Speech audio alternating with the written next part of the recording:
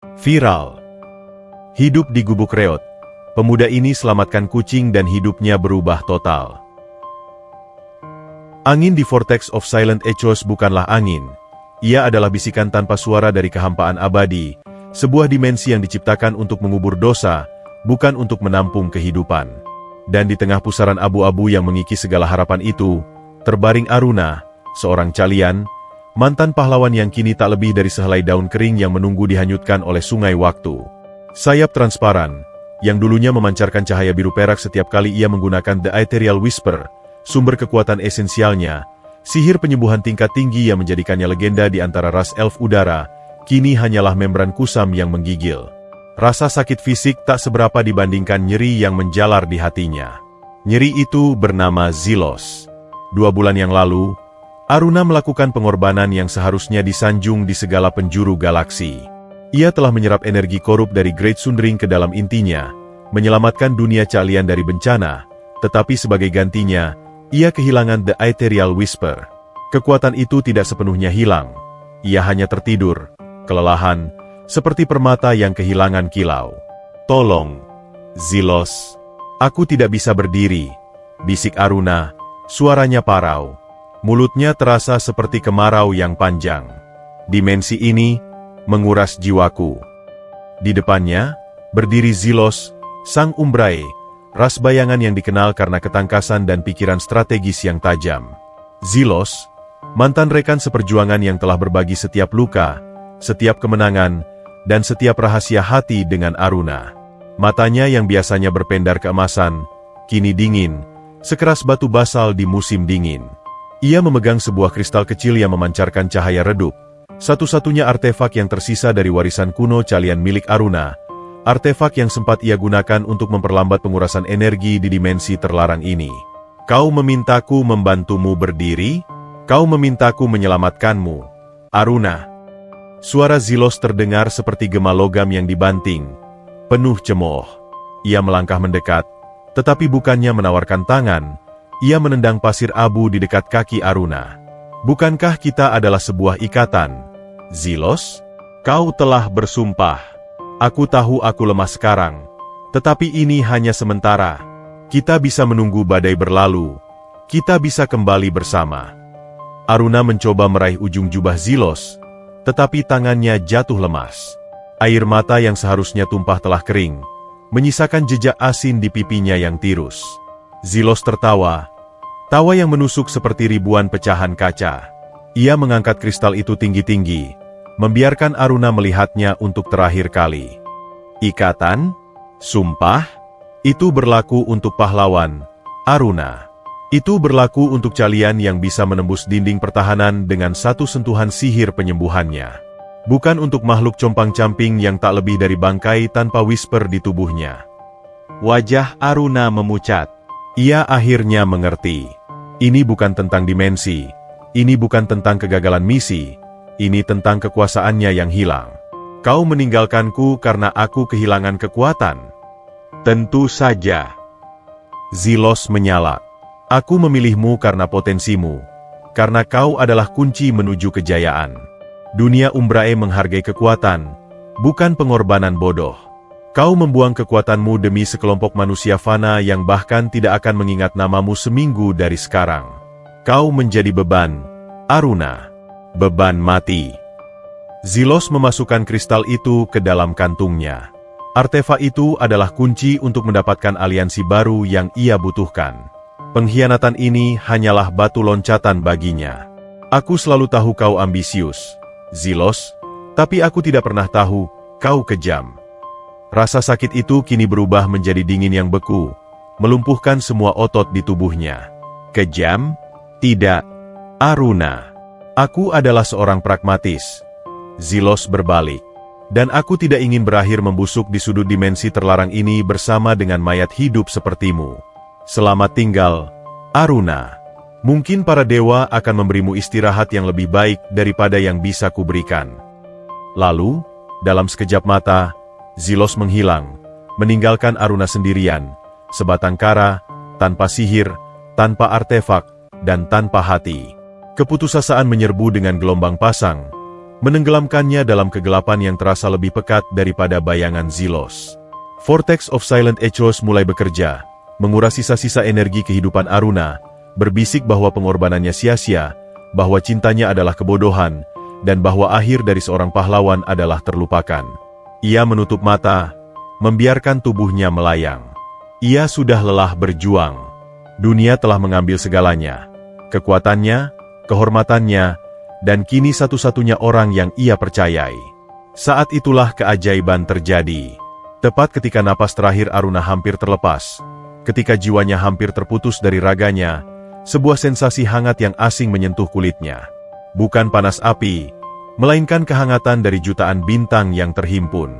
Dimensi abu-abu itu tiba-tiba tersentuh oleh spektrum warna yang lembut, warna ungu biru yang menenangkan. Di depannya, muncul sesosok entitas yang terbuat dari cahaya murni, berdenyut dengan ritme alam semesta yang damai. Itu adalah Lumina, Guardian Spirit of the Fading Star. Lumina tidak memiliki wajah yang jelas, hanya siluet agung yang dipenuhi simpati kosmis. Jiwa yang berkorban, istirahatmu belum tiba. Suara Lumina bergema langsung di pikiran Aruna, bukan melalui telinga. Suaranya adalah melodi yang telah lama hilang dari memori Aruna. Siapa kau? Aruna bertanya, suaranya sangat lemah. Aku adalah penjaga dari apa yang hilang, dan penanam dari apa yang baru. Pengorbananmu tidaklah sia-sia, Aruna Caklian. Kegelapan telah mencoba mengambil segalanya darimu, tetapi ia tidak dapat menyentuh benih kebaikan yang kau tanam. Dengan gerakan yang terasa abadi, Lumina menyentuh dada Aruna. Sensasinya luar biasa. Bukan hanya pemulihan fisik, tetapi sebuah infusi. Aruna merasakan The Ethereal Whisper yang tadinya tertidur kini terbangun. Ia tidak hanya pulih, tetapi di dalam dirinya kini ditanamkan sesuatu yang lebih besar dari sihir. Unbreakable empati, empati yang tak terpatahkan. Sebuah karunia spiritual yang memungkinkannya melihat kebaikan dan penderitaan di balik setiap mata, setiap makhluk, bahkan yang paling jahat sekalipun. Kekuatan barunya tidak hanya untuk menyembuhkan luka fisik, tetapi juga luka jiwa. Kekuatan telah kembali, Aruna. Tetapi kini ia bermuatan baru. Gunakan ia untuk memahami, bukan untuk menghukum. Carilah tempat di mana hatimu dapat tumbuh kembali tanpa bayang-bayang masa lalu. Sebelum Aruna sempat mengucapkan terima kasih, Lumina sudah menariknya dari dimensi terkutuk itu. Ada kilatan cahaya yang membutakan, dan Aruna merasakan dirinya terlempar, bukan melayang. Ia terbatu keras, menghirup udara yang kotor dan lembab, bukan kehampaan. Ia terbaring di lumpur, di bawah langit yang diselimuti polusi. Ia berada di dunia manusia. Dunia yang seharusnya ia lupakan. Dunia yang ia selamatkan namun tak pernah ia pedulikan. Lumina telah menghilang, meninggalkannya dengan peringatan. Sembunyikan cahayamu di balik wujud yang paling sederhana. Aruna memaksakan dirinya untuk berdiri. Ia tidak lagi lemah. The Ethereal Whisper berdenyut pelan, menenangkannya. Ia melihat sayapnya yang transparan, dan dengan sedikit konsentrasi, sayap itu pun lenyap, menyisakan punggung seorang pemuda biasa. Ia merangkak keluar dari semak-semak lebat di pinggiran hutan yang berbatasan dengan kota yang ramai. Ia menyentuh wajahnya. Bentuk calian yang anggun telah lenyap, digantikan oleh fitur yang lebih sederhana, lebih manusia. Lumina telah memberinya penyamaran yang sempurna. Sosok pemuda kurus, berpakaian lusuh, yang tampak baru saja tersesat. Ia akan menyebut dirinya Ariel, sebuah nama yang merujuk pada udara, pengingat akan rasnya yang hilang, namun cukup umum bagi manusia. Aruna, atau kini Ariel, melihat ke belakang, ke arah hutan gelap yang membawanya ke sini. Ia mengingat Zelos, pengkhianatan itu, dan rasa sakit yang dalam. Unbreakable empati yang baru mulai bekerja. Ia tidak merasakan kemarahan murni, ia merasakan kesedihan yang tak tertahankan, kesedihan atas kehancuran jiwa Zelos, bukan atas penderitaannya sendiri. Aku tidak akan kembali ke sana, bisiknya pada dirinya sendiri, pada langit yang tak ia kenali. Aku tidak akan menuntut balas. Aku akan membangun kembali diriku di sini, dari yang paling sederhana. Ia melihat sebuah bangunan kecil di kejauhan, terhuyung-huyung dan nyaris roboh. Sebuah gubuk reot, simbol sempurna dari kehancuran dan awal yang baru. Ariel melangkah menuju gubuk itu, melangkah menuju takdir yang baru, siap menjadi pemuda biasa, siap menjalani kehidupan di balik gubuk, di tengah kemiskinan dan ketidakpedulian dunia. Ia membawa di hatinya luka pengkhianatan yang mendalam, tetapi juga benih empati yang tak terpatahkan, benih yang akan segera tumbuh menjadi pohon harapan, yang berawal dari penyelamatan seekor makhluk kecil tak berdaya. Embusan udara lembab dan bau tanah basah menjadi sambutan dingin bagi Ariel, nama samaran Aruna, di dunia barunya. Gubuk reot itu berdiri di tepi petak tanah kosong yang terabaikan, jauh dari hiruk-pikuk kota, tempat yang sempurna untuk menyembunyikan masa lalu yang terlalu megah. Dindingnya terbuat dari papan kayu lapuk yang saling menopang dengan putus asa, atapnya berlubang di sana-sini, dan satu-satunya jendela adalah bingkai kosong yang dibiarkan terbuka pada dinginnya malam. Bagi kalian seperti Aruna, yang terbiasa dengan istana kristal dan udara pegunungan yang murni, tempat ini terasa seperti penjara berlumpur. Namun, Aruna telah memutuskan. Setelah pengkhianatan Zilos, yang meninggalkan luka menganga lebih dalam daripada jurang dimensi manapun, ia tidak mencari kemewahan. Ia mencari penebusan melalui kesederhanaan. Ini adalah tempat yang pantas bagi seorang pengecut yang kehilangan kekuatannya. Bisik Ariel, suaranya sedikit serak, bergema di ruang sempit yang hanya berisi tumpukan jerami usang. Tiba-tiba, bisikan itu terhenti.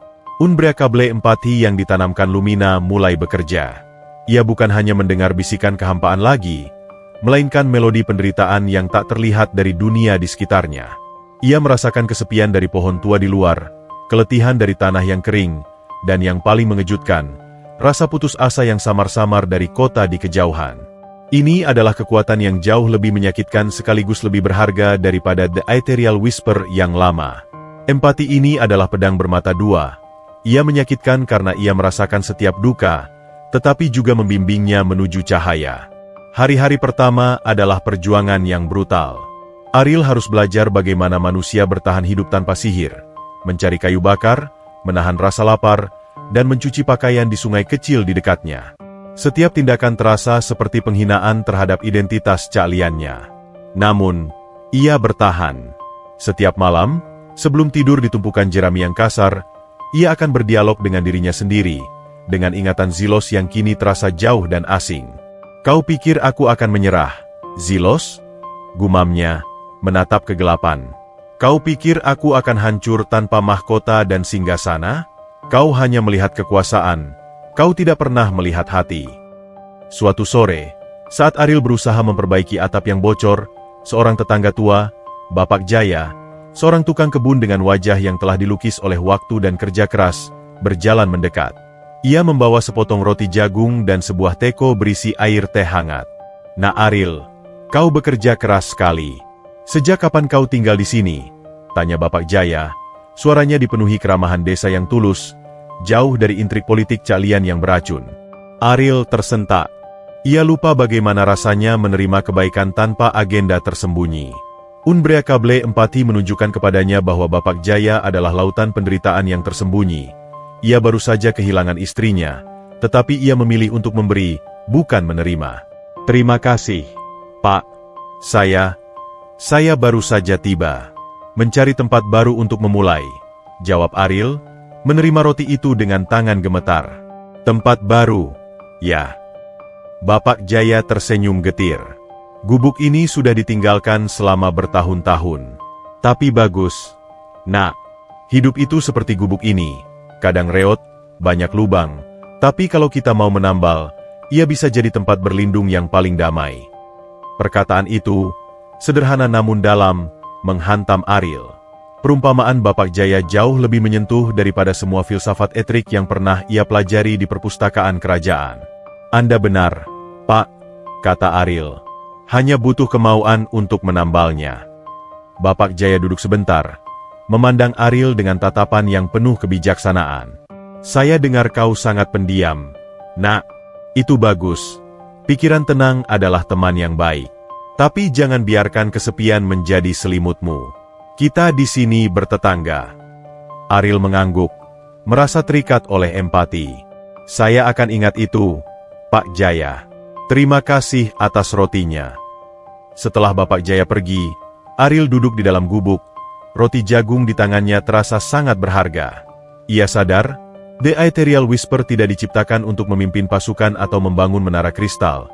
Ia diciptakan untuk menyembuhkan. Dan sekarang, didukung oleh Unbreakable Empathy, ia bisa menyembuhkan. Ia memutuskan untuk fokus pada tugas yang paling dekat dengannya, mengubah gubuk reot itu menjadi tempat perlindungan yang layak.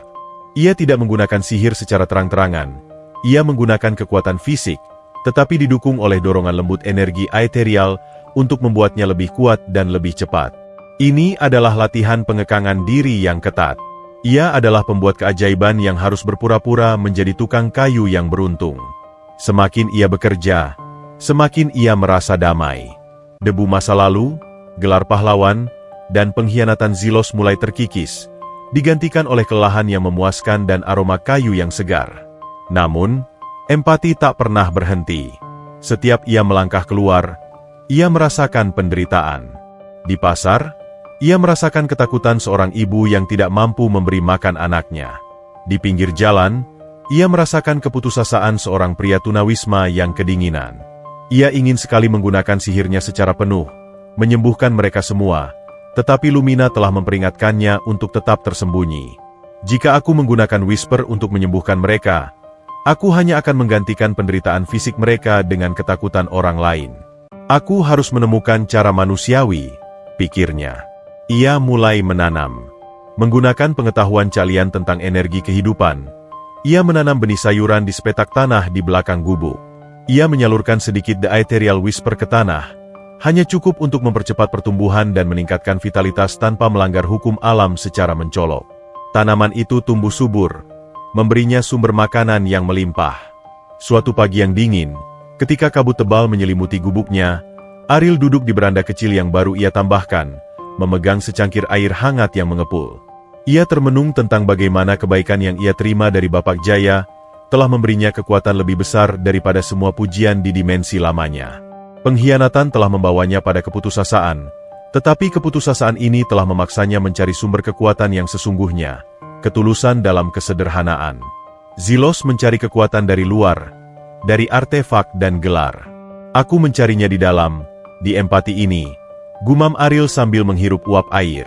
Ia mulai melihat kehidupannya di gubuk reot ini sebagai anugerah, bukan kutukan. Ia bebas dari harapan dunia lama, dan bebas untuk menemukan takdirnya sendiri. Ia adalah Aruna, Calian yang dicuci oleh kesedihan, dan kini Ariel, pemuda yang dipersiapkan untuk babak baru.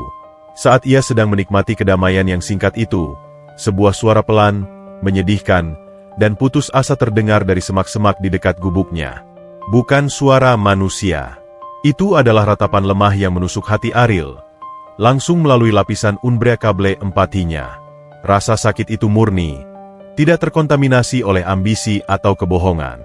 Itu adalah penderitaan tak berdaya yang memanggil jiwanya yang penyembuh. Ariel meletakkan cangkirnya. Pandangannya yang awalnya tenang kini dipenuhi kewaspadaan dan tujuan baru. Ia tahu, momen inilah yang telah dipersiapkan Lumina. Momen di mana Unbreakable Empathy diuji oleh makhluk paling kecil dan paling rentan. Siapa di sana? Tanyanya, melangkah menuju semak-semak. Ratapan itu semakin lemah, seperti senar biola yang hampir putus. Ariel bergerak cepat, menyingkirkan ranting-ranting yang menjuntai, dan di sana, tergeletak di bawah akar pohon, ia melihatnya. Seekor kucing kecil. Bulunya basah dan kotor, salah satu kaki depannya berdarah parah, dan matanya memancarkan ketakutan yang mendalam. Kucing itu menggigil, tidak hanya kedinginan, tetapi juga karena rasa sakit yang luar biasa. Melihat makhluk itu, hati Ariel mencelos. Itu adalah gambaran sempurna dari dirinya di Vortex of Silent Echoes, terluka, tak berdaya, dan ditinggalkan.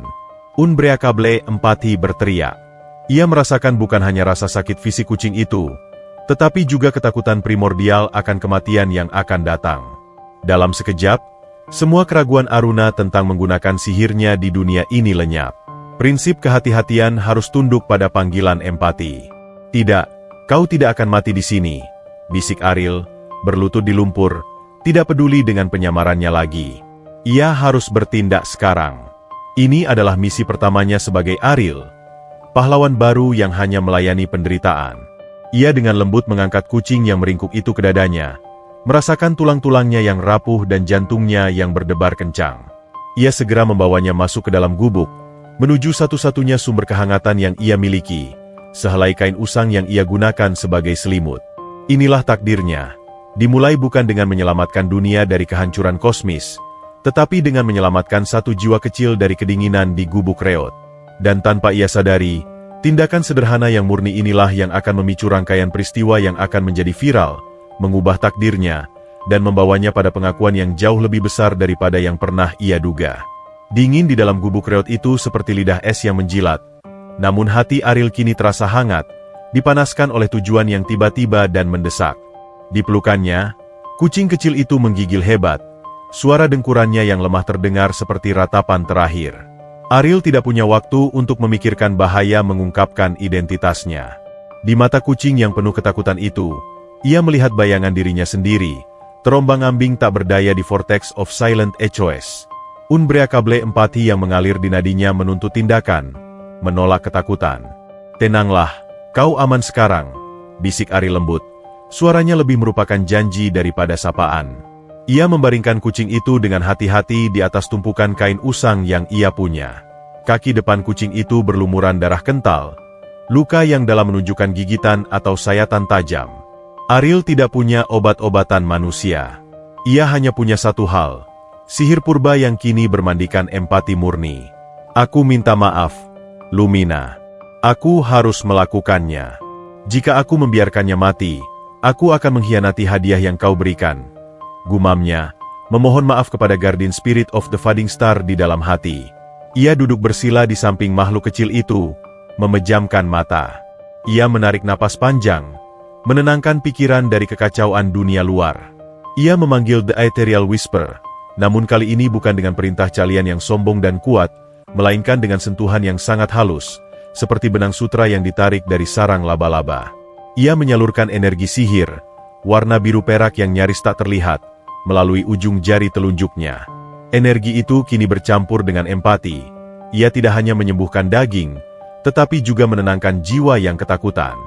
"Tidur, temanku," bisik Ariel. Jari Ariel menyentuh luka berdarah di kaki kucing itu. Momen itu terasa abadi. Di dalam gubuk yang gelap dan dingin, hanya ada denyutan lembut energi sihir Aruna. Energi itu mengalir perlahan, sangat perlahan, sengaja dibuat 1000 kali lebih lambat daripada yang biasa ia lakukan di medan perang dimensi.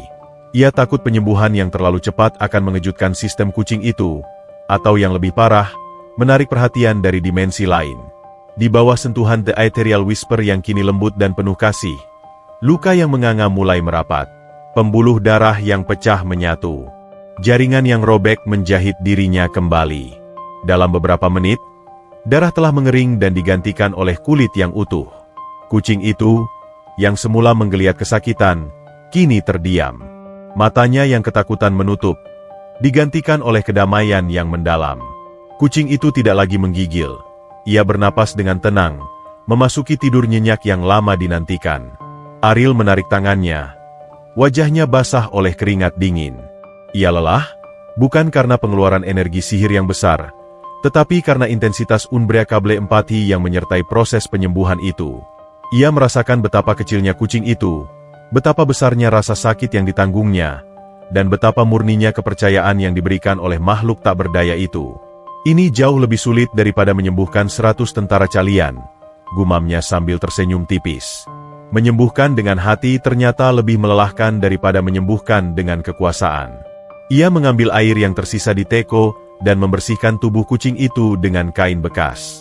Kucing itu kini terlihat. Bukan kucing jalanan biasa.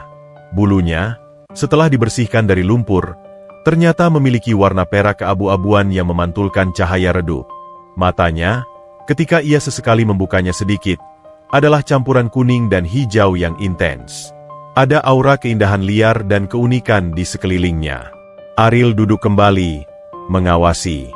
Ia tahu, ia tidak bisa membiarkan kucing ini pergi. Itu adalah ikatan yang tiba-tiba dan mendalam, terbentuk dari empati dan keajaiban. "Kau membawaku kembali. Kau mengingatkanku pada tujuanku," kata Ariel, menyentuh lembut kepala kucing itu. "Kau muncul saat whisperku bangkit kembali.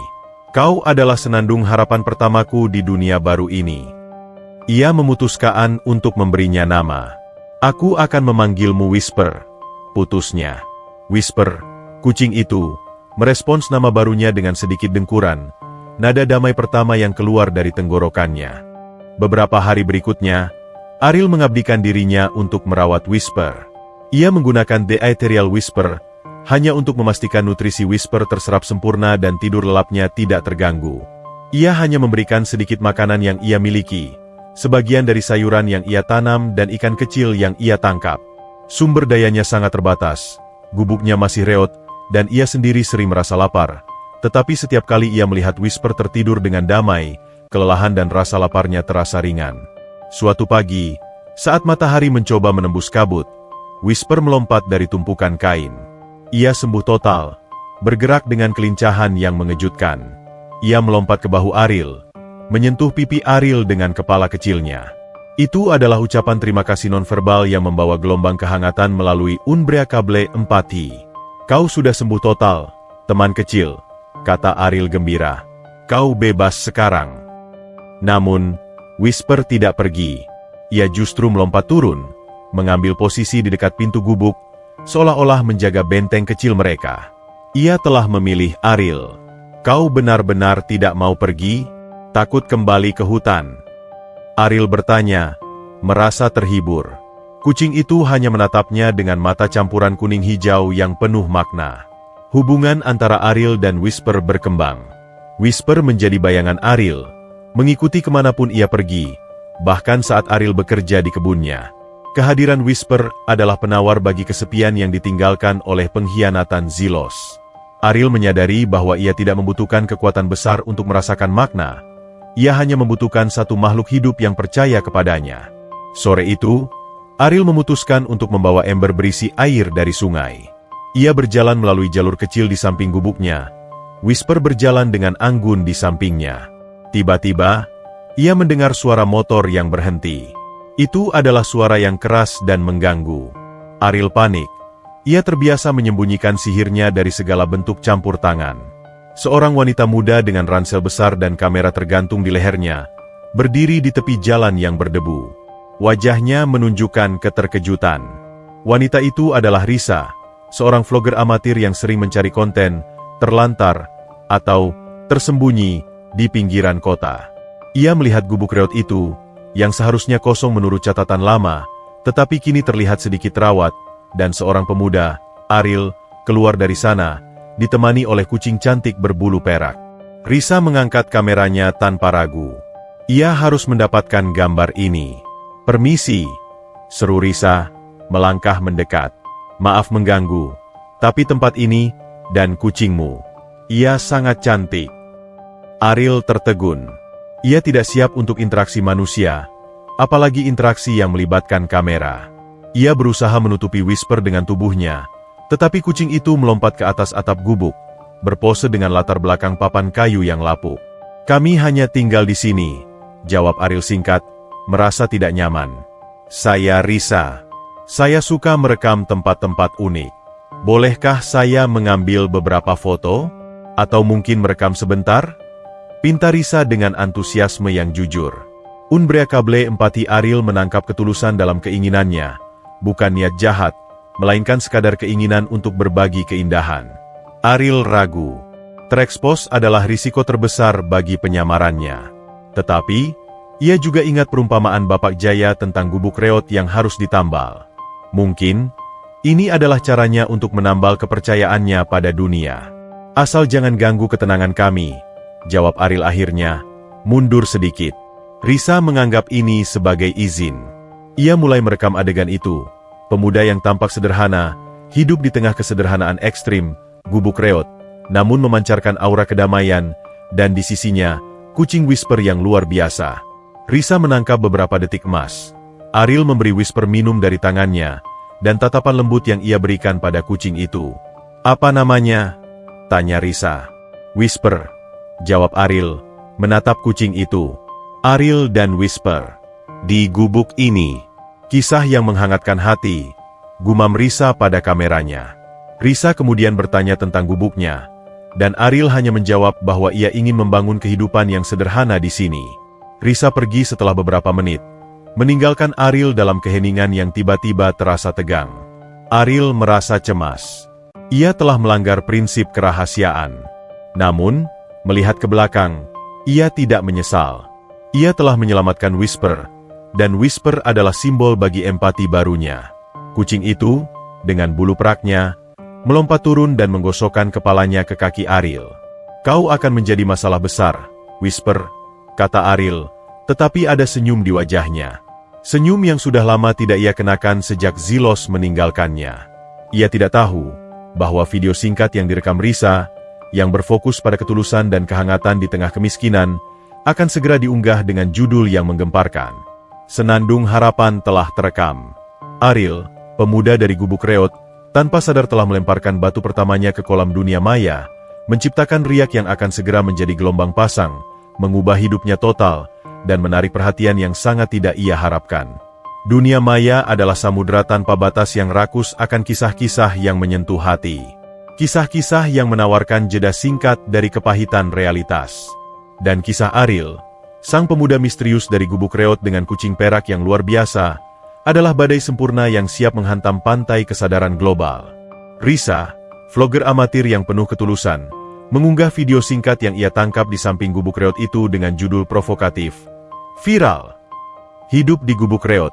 Pemuda ini selamatkan kucing dan hidupnya berubah total." Meskipun pada saat diunggah belum ada perubahan total, Risa tahu nalurinya, kisah ini harus berubah total. Ariel tidak menyadari gelombang pasang digital yang baru saja ia ciptakan. Ia sibuk menambal lubang di atap dan mengobrol pelan dengan Whisper. Kucing itu kini menjadi jangkar bagi jiwanya, bukti fisik bahwa kebaikan, sekecil apapun, akan membawa cahaya. "Aku merenovasi gubuk ini, Whisper. Tapi sungguh, kau yang merenovasi hatiku," bisik Ariel sambil memalu papan kayu lapuk. "Meo," jawab Whisper, duduk di dekatnya. Bulunya yang indah berkilau di bawah sinar matahari pagi. Aura unik kucing itu, hasil dari sedikit The Ethereal Whisper yang meresap ke dalam dirinya saat disembuhkan, membuatnya tampak seperti makhluk mitos. 24 jam setelah video diunggah, ponsel Risa meledak. 50.000 tayangan. 1 juta tayangan. 10 juta tayangan. Netizen terbius. Mereka melihat lebih dari sekadar Gubuk Reot. Mereka melihat kontras yang mencolok, kemiskinan ekstrim dan kekayaan jiwa yang tak ternilai. Mereka melihat mata Ariel yang tulus dan tatapan lembutnya saat berinteraksi dengan Whisper. Yang paling menghantam adalah caption video Risa, yang berbunyi, "Dia tidak punya apa-apa, tapi dia memberikan segalanya untuk makhluk ini. Keindahan sejati ada di sini." Kisah ini menyebar bagaikan api di padang rumput kering. Berbagai platform media, mulai dari portal berita lokal hingga influencer internasional, mulai mengutip dan menayangkan ulang. 3 hari kemudian, ketenangan Ariel hancur lebur. Awalnya, itu hanya suara klakson mobil. Kemudian, menjadi suara bising beberapa mobil yang berhenti di tepi jalan dekat gubuknya. Ariel bersembunyi di dalam, bingung. Ia terbiasa dengan ancaman kosmis, bukan kerumunan manusia yang ingin tahu. "Ariel! Ariel! Apa kau di dalam?" teriak suara Risa dari luar, terdengar panik bercampur kegembiraan. Ariel membuka pintu sedikit. Ia terkesiap. Setidaknya ada selusin orang berdiri di depan gubuknya, sebagian membawa kamera profesional, sebagian membawa kardus besar, dan yang lain hanya memegang ponsel, wajah mereka penuh haru. "Ada apa ini?" tanya Ariel, suaranya tegang. Ia menarik Whisper yang berusaha melompat keluar. Risa menerobos kerumunan. Wajahnya berseri-seri, tetapi ia juga tampak kewalahan. "Ariel, astaga, kau viral. Video kita sudah disaksikan puluhan juta kali. Viral." Ariel mengerutkan kening. Kata-kata manusia modern ini terasa asing. "Ya, terkenal. Semua orang mencintai hatimu. Lihat." Risa menunjuk ke arah tumpukan barang. "Ini semua donasi, bantuan. Ada makanan, selimut, pakaian baru, dan..." Seorang pria parubaya yang membawa papan nama perusahaan konstruksi melangkah maju. "Nah Ariel, Saya terharu dengan kisahmu. Saya kehilangan harapan pada kemanusiaan. Tapi kau membuktikannya salah. Perusahaan saya ingin menyumbang.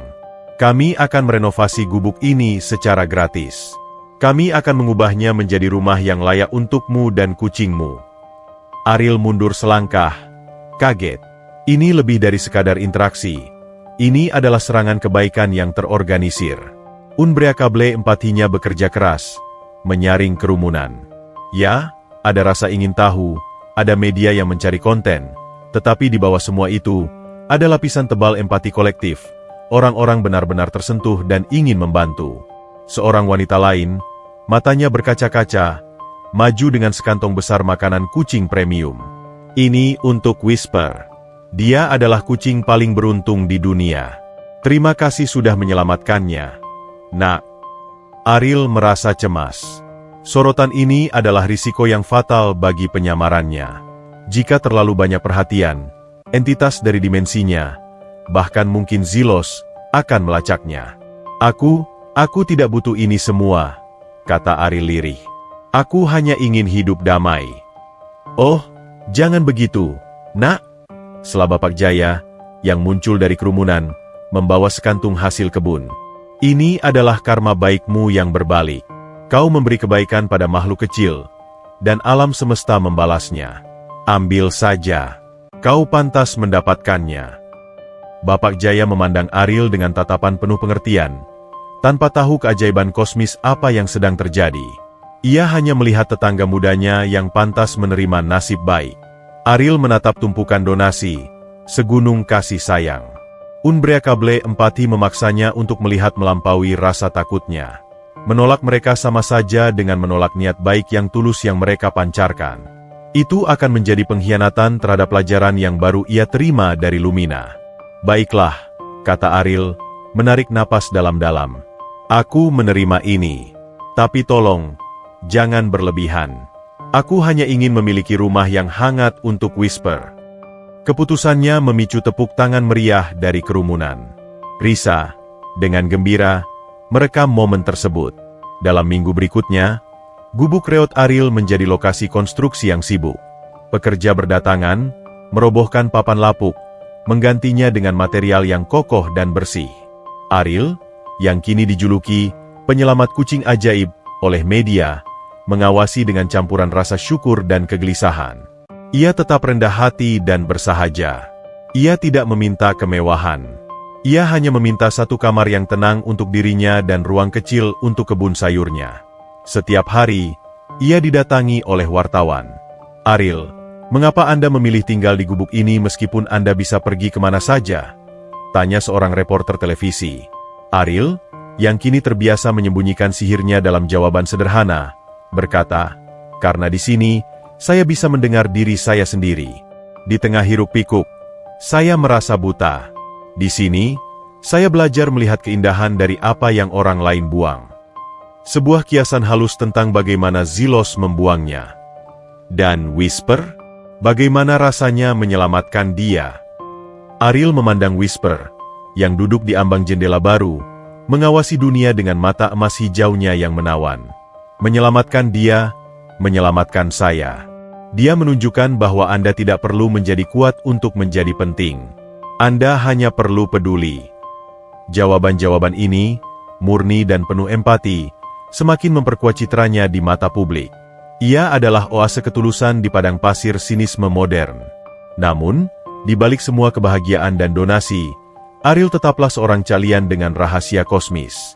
Ia mulai menyalurkan The Ethereal Whisper untuk memproteksi rumah barunya secara halus, menciptakan perisai empati yang tidak terdeteksi, yang hanya akan terasa oleh makhluk dengan niat buruk, sebuah alarm diam. Ia tahu, ketenaran adalah pedang bermata dua. Sekarang, ia memiliki sumber daya untuk hidup layak, dan ia dapat menggunakan rumah barunya sebagai basis untuk misi unbreakable empatinya. Tetapi, ia juga telah melempar umpan ke dimensi lamanya. Malam itu, setelah para pekerja dan media bubar, Ariel duduk di kamarnya yang kini bersih dan hangat. Whisper melompat ke pangkuannya. Ini aneh, Whisper, kata Ariel, mengusap bulu lembut kucing itu. Aku lari dari pengkhianatan. Dan sekarang aku dikelilingi oleh ribuan orang yang memujaku. Aku takut Zelos akan melihat ini. Tiba-tiba, ia merasakan denyutan aneh. Itu bukan unbreakable empati yang murni. Itu adalah getaran energi yang jauh, namun familiar. Jantungnya mencelos. Ia melihat ke angkasa, ke galaksi yang jauh. Zelos. De Umbrae tidak mungkin melewatkan keributan sebesar ini. Cerita tentang seorang pemuda yang tiba-tiba muncul dengan aura penyembuh yang kuat. Seorang penyendiri yang mengubah nasib seekor kucing unik. Di dimensi Umbrae, informasi bergerak cepat, apalagi jika menyangkut energi sihir yang tidak stabil di dunia fana. Dia tahu aku hidup, bisik Ariel. Rasa dingin yang jauh lebih menusuk daripada angin gubuk reot menjalar di punggungnya. Perubahan hidupnya kini tidak hanya bersifat lokal, tetapi kosmis. Dari seorang penyendiri yang terluka, ia telah menjadi simbol harapan di dunia manusia. Namun, ironisnya, ketenarannya adalah suara yang paling terang bagi musuh terbesarnya. Ariel memeluk Whisper erat-erat. Tatapannya kini dipenuhi tekad yang baru. Ia tidak akan lari lagi. Ia akan menggunakan platform barunya, rumah barunya, sebagai medan pertempuran, bukan untuk membalas dendam, melainkan untuk membuktikan bahwa empati dan kebaikan lebih kuat dari ambisi dan pengkhianatan. Ia akan membiarkan Zelos datang. Kehidupan Ariel yang baru di rumah yang kini kokoh, hasil dari gelombang kebaikan publik, terasa seperti mimpi yang bertentangan dengan masa lalunya yang penuh luka. Dinding kayu yang baru dicat memantulkan cahaya matahari, kontras dengan bayangan dimensi yang dingin. Namun, kenyamanan fisik tidak mampu meredam sensasi waspada yang kini menjadi selimut baru bagi jiwanya. Ia tahu, setiap sentimeter bangunan yang direnovasi adalah pengumuman besar bagi dunia lama. Viralitas adalah pedang yang telah terhunus.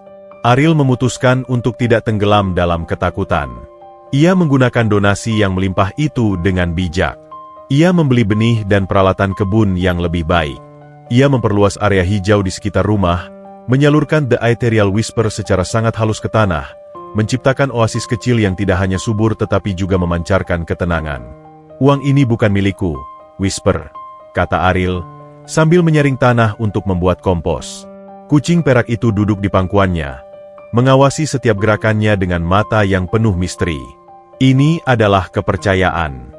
Dan kepercayaan adalah mata uang yang jauh lebih berharga daripada semua artefak yang pernah Zelos curi. Unbreakable empati yang ia miliki membimbingnya. Ia tidak hanya menyimpan donasi untuk dirinya sendiri. Dengan bantuan Bapak Jaya, ia mulai membagikan hasil panennya kepada tetangga yang membutuhkan. Ia membeli makanan untuk tunawisma di kota, dan ia menghabiskan sore hari menjadi relawan di penampungan hewan lokal. "Ariel, kau bisa santai sedikit," tegur Bapak Jaya suatu siang, saat mereka berdua mengangkut karung sayuran ke penampungan. "Kau sudah punya segalanya sekarang." Ariel tersenyum, senyum yang mencapai matanya, namun tetap menyembunyikan samudera emosi di dalamnya. "Justru karena saya punya segalanya, Pak, saya harus memberi. Saya pernah tidak punya apa-apa, dan kebaikan Anda adalah hal paling berharga yang pernah saya terima. Saya hanya mengembalikan benih itu." Bapak Jaya menggelengkan kepala dengan takjub. "Kau ini seperti air di musim kering, Nak, selalu membawa kesegaran." Melalui tindakan-tindakan ini, Ariel bukan hanya menjalankan misi empatinya, tetapi juga secara cerdas menyembunyikan kekuatan sihirnya di balik kebaikan sederhana manusia. Jika ada yang mengamatinya, dan ia yakin ada, mereka akan melihat seorang pemuda yang luar biasa baik, bukan seorang calian yang menggunakan sihir penyembuh. Sementara Ariel membangun kehidupan baru dari puing-puing, di sebuah dimensi yang gelap dan penuh intrik, Zelos, sang Umbrae, sedang membangun kerajaan yang didasarkan pada ambisi dan pengkhianatan. Ia kini menjadi pemimpin fraksi yang kuat, menggunakan artefak curian dari Ariel untuk mendapatkan kekuasaan dan pengaruh. Namun, tahtanya yang terbuat dari bayangan dan ambisi terasa dingin. Zelos duduk di singgasananya yang diukir dari batu obsidian. Di hadapannya terbentang peta kosmis yang menampilkan berbagai dimensi. Seorang utusan Umbrae yang suram, dikenal hanya sebagai Naris, membungkuk dan menyajikan laporan harian. "Tuanku Zelos, ada kegaduhan yang terus meningkat di dunia manusia. Dimensi fana yang Anda sebut tidak penting, itu," lapor Naris, suaranya kering seperti kerikil. "Kegaduhan apa? Perang primitif mereka?" Aku tidak peduli dengan Fana, balas Zelos, nadanya tajam. Ia bosan dengan rutinitas kekuasaan yang terasa hampa tanpa kehadiran musuh yang sepadan. Bukan, tuanku. Ini adalah kegaduhan digital. Sebuah viralitas yang melibatkan energi aneh. Mereka menyebutnya penyelamat kucing ajaib. Naris memproyeksikan sebuah gambar di udara. Gambar buram dari Ariel yang sedang menggendong Whisper. Zelos menatap gambar itu. Wajahnya, yang biasanya tenang dan kejam, kini menegang. Hentikan proyeksinya, perintah Zelos. Suaranya bergetar karena emosi yang jarang ia tunjukkan. Naris bingung, namun segera mematikan proyeksi itu. Mengapa, tuanku? Ada yang salah? Tidak. Lanjutkan laporanmu, kata Zelos, memaksa dirinya tenang, tetapi tinjunya mengepal. Jantungnya, yang seharusnya dingin seperti es, berdenyut dengan ritme yang mengganggu. Naris melanjutkan, inti dari viralitas ini adalah seorang pemuda bernama Ariel, yang hidup di gubuk reot, tiba-tiba mendapatkan donasi besar setelah menyelamatkan seekor kucing. Namun, yang menarik, tuanku, laporan dari beberapa pengamat dimensi menyebutkan ada lonjakan kecil, namun persisten, energi penyembuhan di sekitar lokasi itu. Energi yang sangat mirip dengan The Ethereal Whisper. Zelos bangkit dari singgasananya, berjalan mondar-mandir. Wajah pemuda di gambar itu, meskipun berbeda, meskipun lebih sederhana, tatapan mata itu, bentuk bahu itu, tidak mungkin salah. Itu adalah Aruna. Aruna masih hidup. Aruna yang lemah. Aruna yang ia tinggalkan di ambang kematian. Tidak mungkin, gumam Zelos, lebih kepada dirinya sendiri. Aku meninggalkannya di Vortex of Silent HOS. Tidak ada makhluk hidup yang bisa keluar dari sana, apalagi tanpa Whisper. Namun, energi itu, tuanku, ia halus, bercampur, tetapi pasti ada, Naris bersikeras. Dan anehnya, energi itu tidak terasa agresif. Ia terasa damai, hampir seperti empati. Kata, empati, itu menusuk Zelos. Itu adalah kelemahan Aruna, kebaikan bodohnya. Ia tidak mungkin pulih. Tidak secepat ini. Dan mengapa ia memilih menyembunyikan dirinya di antara manusia fana? Dan mengapa melalui kucing kotor? Zelos mendesis. Ambisinya bertarung melawan keraguan yang tiba-tiba. Keraguan itu adalah racun yang bekerja lambat. Jika Aruna masih hidup, itu berarti pengorbanan dan pengkhianatan Zelos adalah sia-sia. Jika Aruna telah kembali, itu berarti ia pasti menyimpan dendam yang membara. Tuanku, apa perintah Anda? Haruskah kami mengirim tim untuk melenyapkan Ariel dan memastikan ia bukan ancaman bagi aliansi baru kita? Tanya Naris, siap menjalankan perintah. Zelos mengangkat tangan, menghentikan Naris.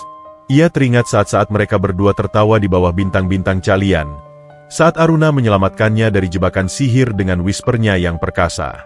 Ia ingat janji yang mereka buat. Tidak, jangan bunuh dia. Kirimkan tim pengintai, tim bayangan. Amati dia dari dimensi.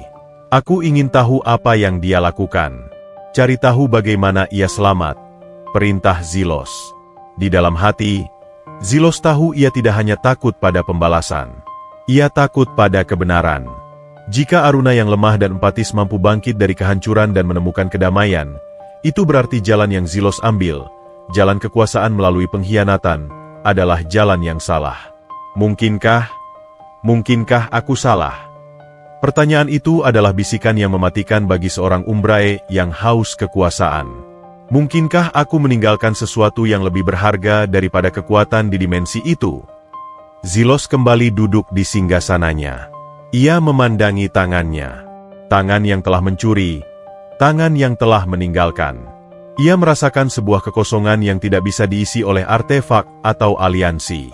Kekosongan itu adalah lubang yang ditinggalkan oleh empati Aruna. Di dunia manusia, Aruna, Ariel, sedang menanam bunga di kebunnya yang baru. Di antara semak-semak, Whisper sedang mengejar kupu-kupu. Semua tampak damai. Namun, Ariel merasakan adanya mata yang mengamati. Ia tidak tahu siapa, tetapi ia tahu ia adalah buruan. Kekuatan Unbreakable empatinya kini bercampur dengan insting bertahan hidup, membuatnya menjadi penyembuh sekaligus pejuang yang waspada. Kau datang, Zelos? Baik, gumam Ariel. Ia tidak lagi marah. Ia hanya bersiap.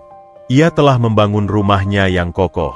Sekarang, ia akan menguji fondasi hati Zelos yang hancur. Ia tidak akan menggunakan pedang, tetapi ia akan menggunakan senjata paling tajam yang dimilikinya, pengampunan yang tak bersyarat. Rumah Ariel, yang dulunya gubuk reot, kini berdiri sebagai monumen kesederhanaan dan ketulusan, sebuah suar di tengah badai kehidupan modern. Ariel, atau Aruna, telah mengubah dirinya menjadi Ariel si penjaga kebaikan, sebuah julukan yang melekat padanya berkat empati yang ia sebarkan melalui tindakan nyata. Ia tidak hanya merenovasi rumahnya, tetapi juga membangun sebuah penampungan kecil di tanah kosong di belakangnya, didanai oleh sisa donasi yang ia kelola dengan transparan dan bijak. Tempat itu, yang ia namai Rumah Senandung Harapan, menjadi surga bagi hewan-hewan terlantar, sebuah bukti fisik dari janji yang ia buat pada Whisper. Setiap pagi, Ariel merasakan sepasang mata asing mengawasi dari dimensi lain, mata Zelos dan para pengintainya. Namun, ia tidak gentar. Ia menggunakan energi pengawasan itu sebagai bahan bakar untuk empatinya. Semakin Zelos mengamati, semakin Ariel akan menunjukkan bahwa ia tidak memegang dendam, tetapi memegang kebaikan. Mereka mencari kelemahan, Whisper, kata Ariel suatu pagi, sambil memberikan makanan pada anjing tua yang baru diselamatkannya. Dan mereka pikir kebaikanku adalah kelemahan terbesar. Whisper, yang kini bertingkah seperti mandor di penampungan kecil itu, mengeong seolah setuju. Kucing itu adalah saksi bisu, simbol hidup dari keajaiban yang tersembunyi. Kisah Ariel tidak meredup, justru semakin menguat karena ia menolak komersialisasi. Ia menolak tawaran iklan dan endorsement, memilih untuk hanya menerima bantuan yang digunakan langsung untuk penampungan. Sikap ini, anti-glamor, menarik perhatian yang lebih serius. Bukan lagi sekadar vlogger atau berita kilat, tetapi jurnalis investigasi sejati. Di kota metropolitan, hiduplah Lyra, seorang jurnalis muda yang lelah dengan berita sensasional dan kebohongan politik. Lyra memiliki mata yang tajam dan jiwa yang sensitif. Ia selalu mencari kebenaran di balik retorika. Ia telah mengikuti kisah Ariel selama berminggu-minggu, membaca setiap wawancara singkat dan menonton setiap klip. Ada sesuatu yang sangat aneh tentang Ariel, keheningan di matanya, kedalaman empati yang tidak mungkin dimiliki oleh pemuda biasa yang baru saja keluar dari kemiskinan. Ini bukan tentang uang, atau gubuknya, kata Lyra kepada atasannya di kantor berita. Ini tentang auranya. Dia bersinar, Pak. Dia tidak berusaha menjadi baik. Dia adalah kebaikan itu sendiri. Saya yakin ada kisah yang lebih dalam dari sekadar penyelamat kucing. Setelah berjuang keras, Lyra akhirnya mendapatkan persetujuan untuk membuat film dokumenter mendalam tentang Ariel. Lyra tiba di Rumah Senandung Harapan pada suatu sore yang tenang. Ia tidak membawa kru besar, hanya seorang juru kamera dan dirinya sendiri. Ia menemukan Ariel sedang menyirami kebunnya. Cahaya matahari sore memantul dari sayuran hijau segar, dan di dekatnya, Whisper sedang berjemur. Suasananya begitu tenang, seolah-olah gubuk itu diselimuti oleh selimut kedamaian. Ariel, saya Lyra, dari Global Insight. Saya ingin membuat dokumenter, bukan sekadar berita viral. Sapa Lyra, nadanya rendah dan menghormati. Ariel berbalik. Unbreakable empati bekerja seketika. Ia merasakan kepenatan Lyra dari perjuangan mencari kebenaran, kejujuran yang langka, dan sedikit rasa putus asa karena dunia yang terlalu sering mengecewakannya. Mengapa saya, Nona Lyra? Tanya Ariel, meletakkan alat penyiram. Karena Anda unik, Ariel. Orang yang menjadi kaya dalam semalam biasanya berubah. Anda malah menggunakan kekayaan itu untuk memberi kembali. Anda tidak mencari ketenaran, tetapi ketenaran mencari Anda. Saya ingin tahu sumber kebaikan itu. Lyra menatap langsung ke mata Ariel. Siapa Anda sebenarnya? Ariel terdiam lama, memandang Lyra, lalu ke kebunnya. Ia memutuskan untuk jujur, sejauh yang bisa ia ungkapkan di dunia fana. Sumber kebaikan itu bukan uang, Nona Lyra. Itu adalah kerugian yang besar, jawab Ariel, suaranya dipenuhi kiasan masa lalu. Saya pernah kehilangan segalanya, termasuk alasan untuk hidup. Saya ditinggalkan, Dibuang karena saya dianggap lemah. Di titik terendah itu, saya diselamatkan oleh harapan yang paling murni. Harapan. Ya, harapan itu menanamkan sesuatu dalam diri saya. Sesuatu yang membuat saya tidak bisa melihat penderitaan tanpa bertindak. Saya menyebutnya empati, tetapi mungkin ini lebih dari itu. Ini adalah kemampuan untuk mencintai, meskipun Anda telah dikhianati. Lyra merasakan getaran kebenaran di balik kata-kata itu. Meskipun Ariel tidak menyebutkan Calian, Zelos, atau Lumina, ia telah memberikan inti spiritualnya. Anda berbicara seperti seorang filsuf, atau mungkin seorang penyintas spiritual, ujar Lyra, mencatat dengan cepat. Apakah kerugian besar itu yang membuat Anda tinggal di gubuk reot itu pada awalnya? Gubuk itu adalah cangkang bagi jiwa yang hancur. Saya butuh tempat yang sesederhana mungkin untuk membangun kembali fondasi saya, jelas Ariel. Dan saya menemukannya melalui seekor kucing yang terluka. Mereka menghabiskan waktu berjam-jam berbicara. Ariel menunjukkan penampungan kecilnya, menjelaskan bagaimana The Ethereal Whisper, yang ia sebut intuisi berkebun, membantu tanamannya tumbuh sangat cepat, dan bagaimana ia kini mendedikasikan hidupnya untuk menyembuhkan luka-luka yang tidak bisa disembuhkan oleh obat-obatan manusia. Lyra merekam semuanya, tetapi ia menyadari bahwa kamera tidak dapat menangkap kedalaman empati Ariel. Ketika Ariel berinteraksi dengan hewan-hewan terlantar di penampungan, sentuhannya terasa ajaib. Hewan yang sakit terlihat tenang seketika, dan yang agresif menjadi jinak. Anda memiliki karunia, Ariel. Karunia penyembuh. Simpul Lyra. Bukan sekadar kemurahan hati. Saya hanya mencoba untuk tidak mengulangi kesalahan masa lalu, kata Ariel, sambil menyentuh kepala Whisper. Dulu, saya menggunakan kekuatan untuk hal-hal besar, dan saya melupakan hal-hal kecil. Sekarang, saya hanya fokus pada hal-hal kecil. Itu adalah pelajaran yang sangat mahal. Saat matahari terbenam, Lyra merasakan gelombang energi asing. Ia merasakan ketegangan di udara, meskipun secara fisik tidak ada apa-apa. Ia merasakan sepasang mata mengawasi, sensasi yang dingin dan mengganggu.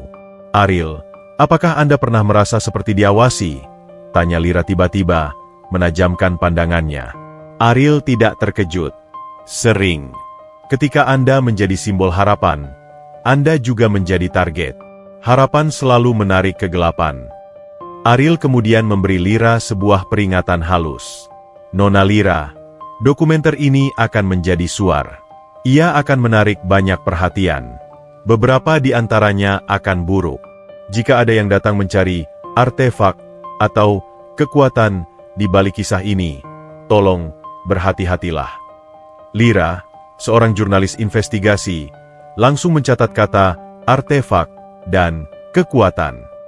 Itu adalah kata-kata yang tidak sesuai dengan kisah penyelamat kucing. Apakah ada yang mengancam Anda? Ariel tersenyum sedih. Ancaman terbesar sudah berlalu, Nona Lyra. Itu adalah pengkhianatan. Sekarang, saya hanya menghadapi konsekuensinya. Setelah Lyra pergi, berjanji untuk menyajikan kisahnya dengan kebenaran yang mendalam, Ariel kembali ke penampungannya. Ia merasakan denyutan energi di sekeliling rumahnya semakin kuat. Zelos tidak hanya mengirim pengintai, Whisper, bisik Ariel, matanya kini memancarkan cahaya biru perak yang nyaris tak terlihat. Ia menggunakan The Ethereal Whisper untuk memindai area tersebut. Dia sendiri yang akan datang. Dia tidak tahan melihatku menemukan kedamaian yang tidak ia miliki. Aruna tahu, Lyra telah menjadi jembatan narasi yang sempurna. Film dokumenter Lyra akan menyebarkan pesannya tentang empati secara global. Namun pada saat yang sama, ini adalah undangan terbuka untuk Zelos. Di dimensi Umbrae, Zelos menerima laporan. Pengintai bayangannya melaporkan tentang aura damai yang menyelimuti Ariel, dan tindakannya yang murni kebaikan. Namun, yang paling mengganggunya adalah rekaman samar dari Ariel, yang berbicara tentang empati sebagai kekuatan, dan empati sebagai hasil dari kerugian. Zelos akhirnya merasa terpojok. Ia tidak membalas dendam, gumam Zelos dingin, sambil memandangi artefak curian yang kini terasa hambar di tangannya. Ia mengasihani aku. Ia mengasihani diriku yang lemah ini. Rasa malu dan kemarahan bercampur menjadi koktail yang mematikan. Zilos membuat keputusan yang tidak bisa diubah. Ia harus pergi ke dunia manusia, menghancurkan ilusi perdamaian ini, dan memaksa Aruna untuk mengakui bahwa kekuatan adalah satu-satunya kebenaran. Malam itu datang dengan keheningan yang mencekam, bukan karena kedamaian, melainkan karena jeda sesaat sebelum badai. Atmosfer di sekitar rumah senandung harapan terasa berat, seolah udara pun menahan napas. Ariel, yang kini berhati-hati, telah memastikan semua hewan di penampungannya tertidur pulas. Ia duduk di ruang tamu barunya yang sederhana, diterangi oleh lampu minyak redup, dan Whisper tidur meringkuk di kakinya. Ia tahu, kedatangan Zilos adalah keniscayaan. Getaran energi asing yang ia rasakan sepanjang hari tidak lagi samar. Itu adalah genderang perang yang mendekat, dipenuhi amarah dan ambisi yang dingin. Dia datang mencari pertempuran lama, Whisper, bisik Ariel, matanya memandang keluar jendela. Tapi ia akan menemukan kedamaian yang ia benci. Tiba-tiba, udara di dalam ruangan berdesir. Lampu minyak berkedip liar, dan seketika, udara menjadi sedingin es yang menusuk tulang. Aroma belerang dan bayangan pekat menyelimuti ruangan. Zilos muncul. Ia tidak datang melalui pintu, melainkan merobek tirai dimensi dengan kekuatan mentah, sebuah badai yang terbungkus dalam sosok Umbrae yang tinggi dan gelap. Pakaiannya adalah baju zirah bayangan, dan di tangannya, ia memegang pedang energi yang berdenyut dengan kehausan kekuasaan. Kekuatan yang ia peroleh dari pengkhianatan kini terpancar dengan arogan. Whisper mendesis keras, melompat dari kaki Ariel, bulunya berdiri tegak. "Jangan, Whisper," ujar Ariel lembut, menghentikan kucing itu dengan satu isyarat tangan. Ia berdiri, menghadap bayangan masa lalunya. Wajahnya tenang, tanpa ketakutan. Zilos menatap Aruna, atau Ariel, dengan tatapan yang membara. Ia melihat pemuda bersahaja di depannya, bukan calian agung yang ia kenal. Namun, di balik kesederhanaan itu, ia melihat cahaya empati yang mengganggu. "Kau masih hidup," desis Zilos. Suaranya dipenuhi campuran keterkejutan, kemarahan, dan lega yang ia tolak untuk akui. "Mustahil. Aku melihatmu tersedot ke vortex. Aku merasakan Whisper MU mati." Ariel membiarkan Zilos meluapkan emosinya. Ia merasakan gejolak batin Zilos melalui unbreakable empati. Kemarahan hanyalah topeng bagi penyesalan yang dalam. "Aku juga berpikir begitu, Zilos," jawab Ariel, nadanya datar dan tenang. "Tapi sepertinya, dimensi kematian itu tidak menginginkanku. Atau, mungkin, ada yang menginginkan aku hidup kembali." Zilos melangkah maju, pedangnya memancarkan cahaya ungu gelap, mengancam untuk membelah ruangan itu. "Kau kembali. Setelah semua yang kulakukan, kau kembali untuk menghancurkan apa yang telah kubangun, untuk menuntut pembalasan atas pengkhianatan itu." Ariel menggeleng. "Itu adalah penolakan yang lebih kuat daripada perisai baja manapun. Aku tidak kembali untuk menghancurkan, Zilos. Aku kembali untuk menyembuhkan. Dan aku tidak kembali untuk menuntut balas," kata Ariel, melangkah dari bayangan ke cahaya lampu minyak. Wajahnya terlihat jelas, tanpa topeng. "Aku tidak menyalahkanmu." Pengakuan itu menghantam Zilos seperti petir. Pedang di tangannya sedikit goyah. "Bohong. Kau pasti menyimpan dendam. Kau pasti merencanakan kehancuranku. Kau, Aruna, tidak mungkin memaafkan kejatuhanmu. Dengar aku, Zilos. Pria yang kau tinggalkan di Vortex of Silent Echoes adalah pria yang akan menuntut balas. Pahlawan itu telah mati," ujar Ariel pelan, penuh kepastian. "Makhluk yang berdiri di depanmu ini adalah Aruna yang baru, yang diselamatkan oleh Lumina, Guardian Spirit of the Fading Star. Lumina memberiku kembali The Ethereal Whisper, tetapi ia menanamkan sesuatu yang lebih kuat, unbreakable empati." Ariel merentangkan tangannya, tidak dalam gerakan pertahanan, tetapi dalam tawaran. "Aku merasakan dirimu, Zilos. Aku merasakan ketakutanmu, kesepianmu, dan penyesalan yang kau sembunyikan di balik baju zirah bayangan itu. Kau mengkhianatiku karena kau takut menjadi lemah, dan kini kau dikuasai oleh ambisimu sendiri." Zilos tertawa, tawa hampa yang tidak sampai ke matanya. "Kau datang ke sini dan berbicara tentang empati? Omong kosong. Kau adalah kelemahan, Aruna. Kau adalah aib bagi kekuatan Calian. Katakan itu pada Whisper, kata Ariel, menunjuk kucing yang kini berdiri tegak di sampingnya, memandang Zilos tanpa gentar. Katakan itu pada gubuk reot yang kini menjadi rumah senandung harapan. Aku menggunakan kekuatanku, Zilos. Tapi aku menggunakannya untuk menambal, bukan untuk merobek. Zilos mengayunkan pedangnya ke tanah, menciptakan retakan kecil di lantai kayu. Jika kau tidak datang untuk membalas dendam, lalu mengapa kau membiarkan dirimu menjadi tontonan? Mengapa kau menjadi viral? Kau sengaja memancingku ke sini.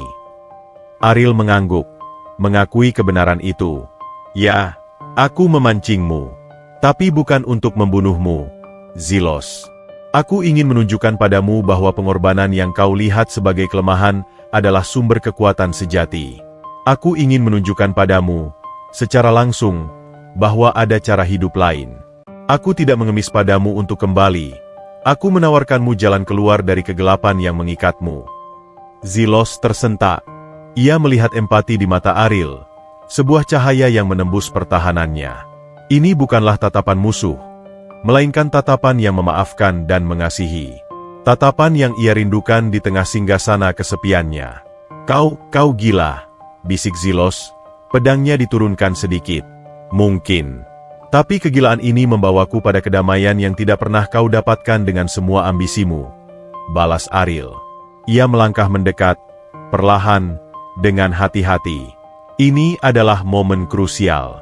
Aku memaafkanmu, Zilos, kata Ariel, mengucapkan kata-kata itu dengan kejelasan mutlak, tanpa sedikit pun kepalsuan. Aku memaafkanmu karena kau adalah korban dari ketakutanmu sendiri. Pengkhianatanmu tidak menghancurkanku, itu membebaskanku untuk menemukan diriku yang sebenarnya. Kata-kata, aku memaafkanmu, terasa seperti racun bagi Zilos.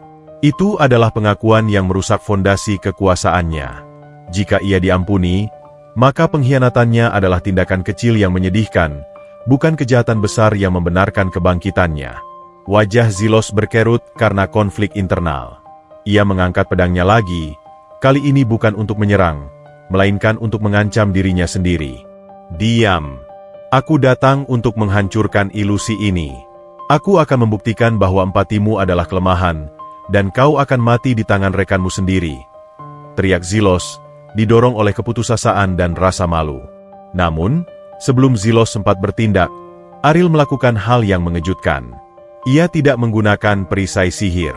Ia hanya menggunakan umbrea kable empatinya, menyalurkan gelombang kasih sayang dan pemahaman yang murni.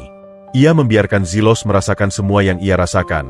Rasa sakit pengkhianatan, cahaya lumina, kedamaian di gubuk baru, dan cinta tanpa syarat dari Whisper.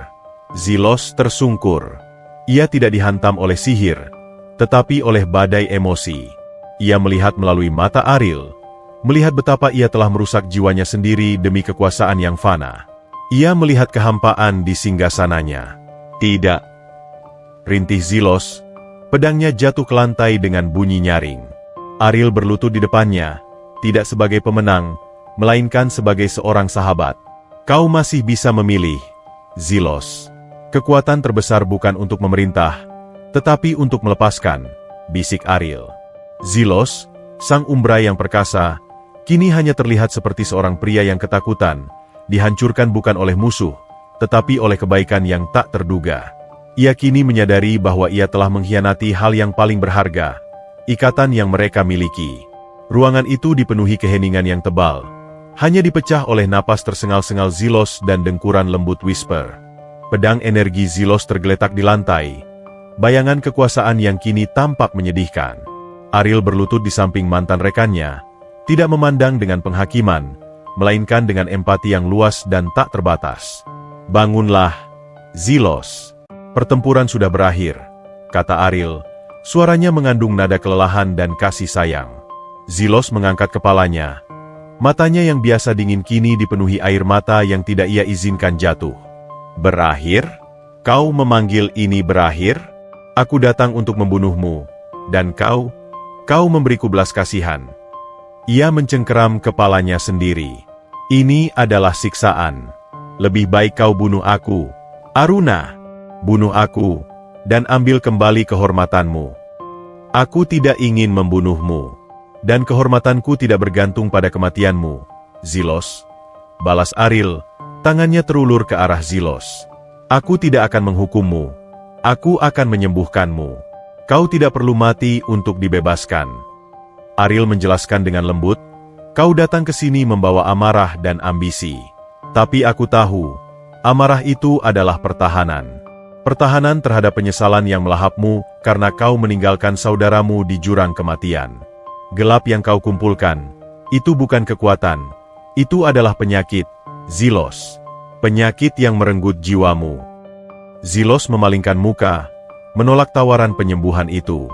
Jangan sentuh aku. Umbrai tidak butuh belas kasihan kalian. Kau bukan hanya Umbrai. Kau adalah rekanku. Kita telah menyelamatkan dunia bersama.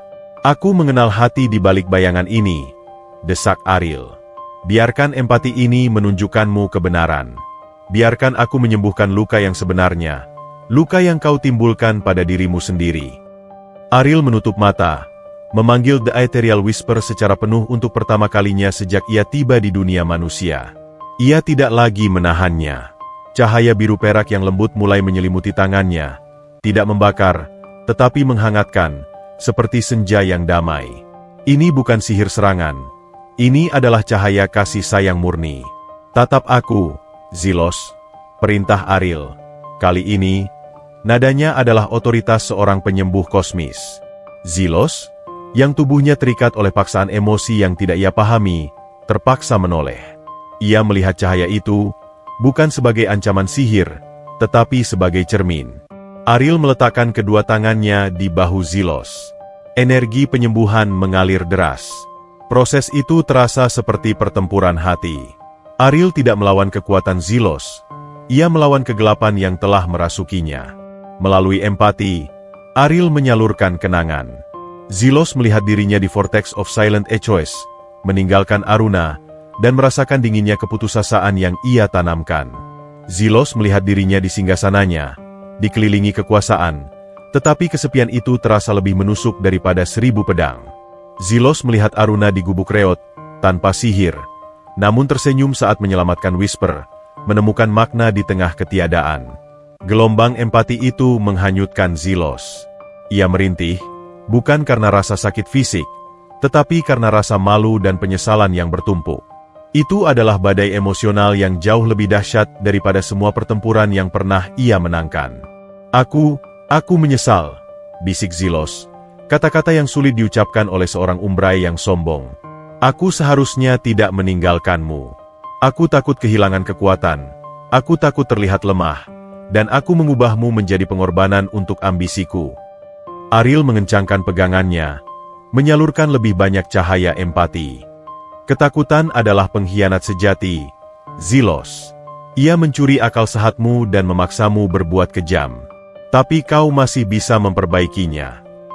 Saat penyembuhan mencapai intinya, aura gelap yang menyelimuti Zelos mulai memudar.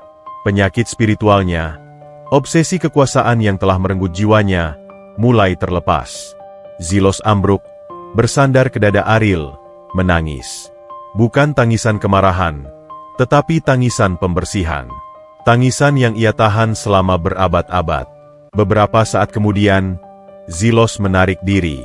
Ia masih seorang Umbrai, tetapi matanya yang semula dingin kini memancarkan kejernihan yang menyakitkan. Ia tidak lagi merasakan kekosongan yang mematikan. Aku telah melihat diriku. Aku adalah monster, ucap Zelos, suaranya serak. Tidak, sanggah Ariel lembut, sambil mengusap air mata Zelos. Kau adalah seorang sahabat yang tersesat. Kau adalah orang yang sama yang pernah menyelamatkanku dari jebakan ilusionis. Aku tahu siapa dirimu yang sebenarnya. Zelos bangkit, menatap pedang energinya yang tergeletak. Ia menendangnya ke sudut ruangan.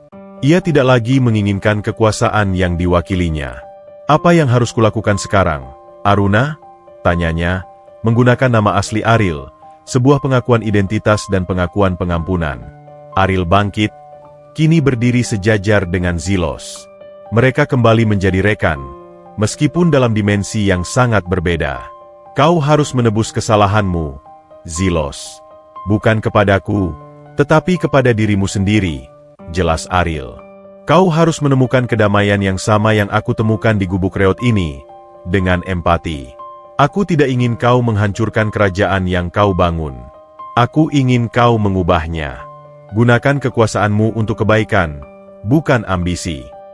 Zelos menggeleng pelan. Aku tidak bisa.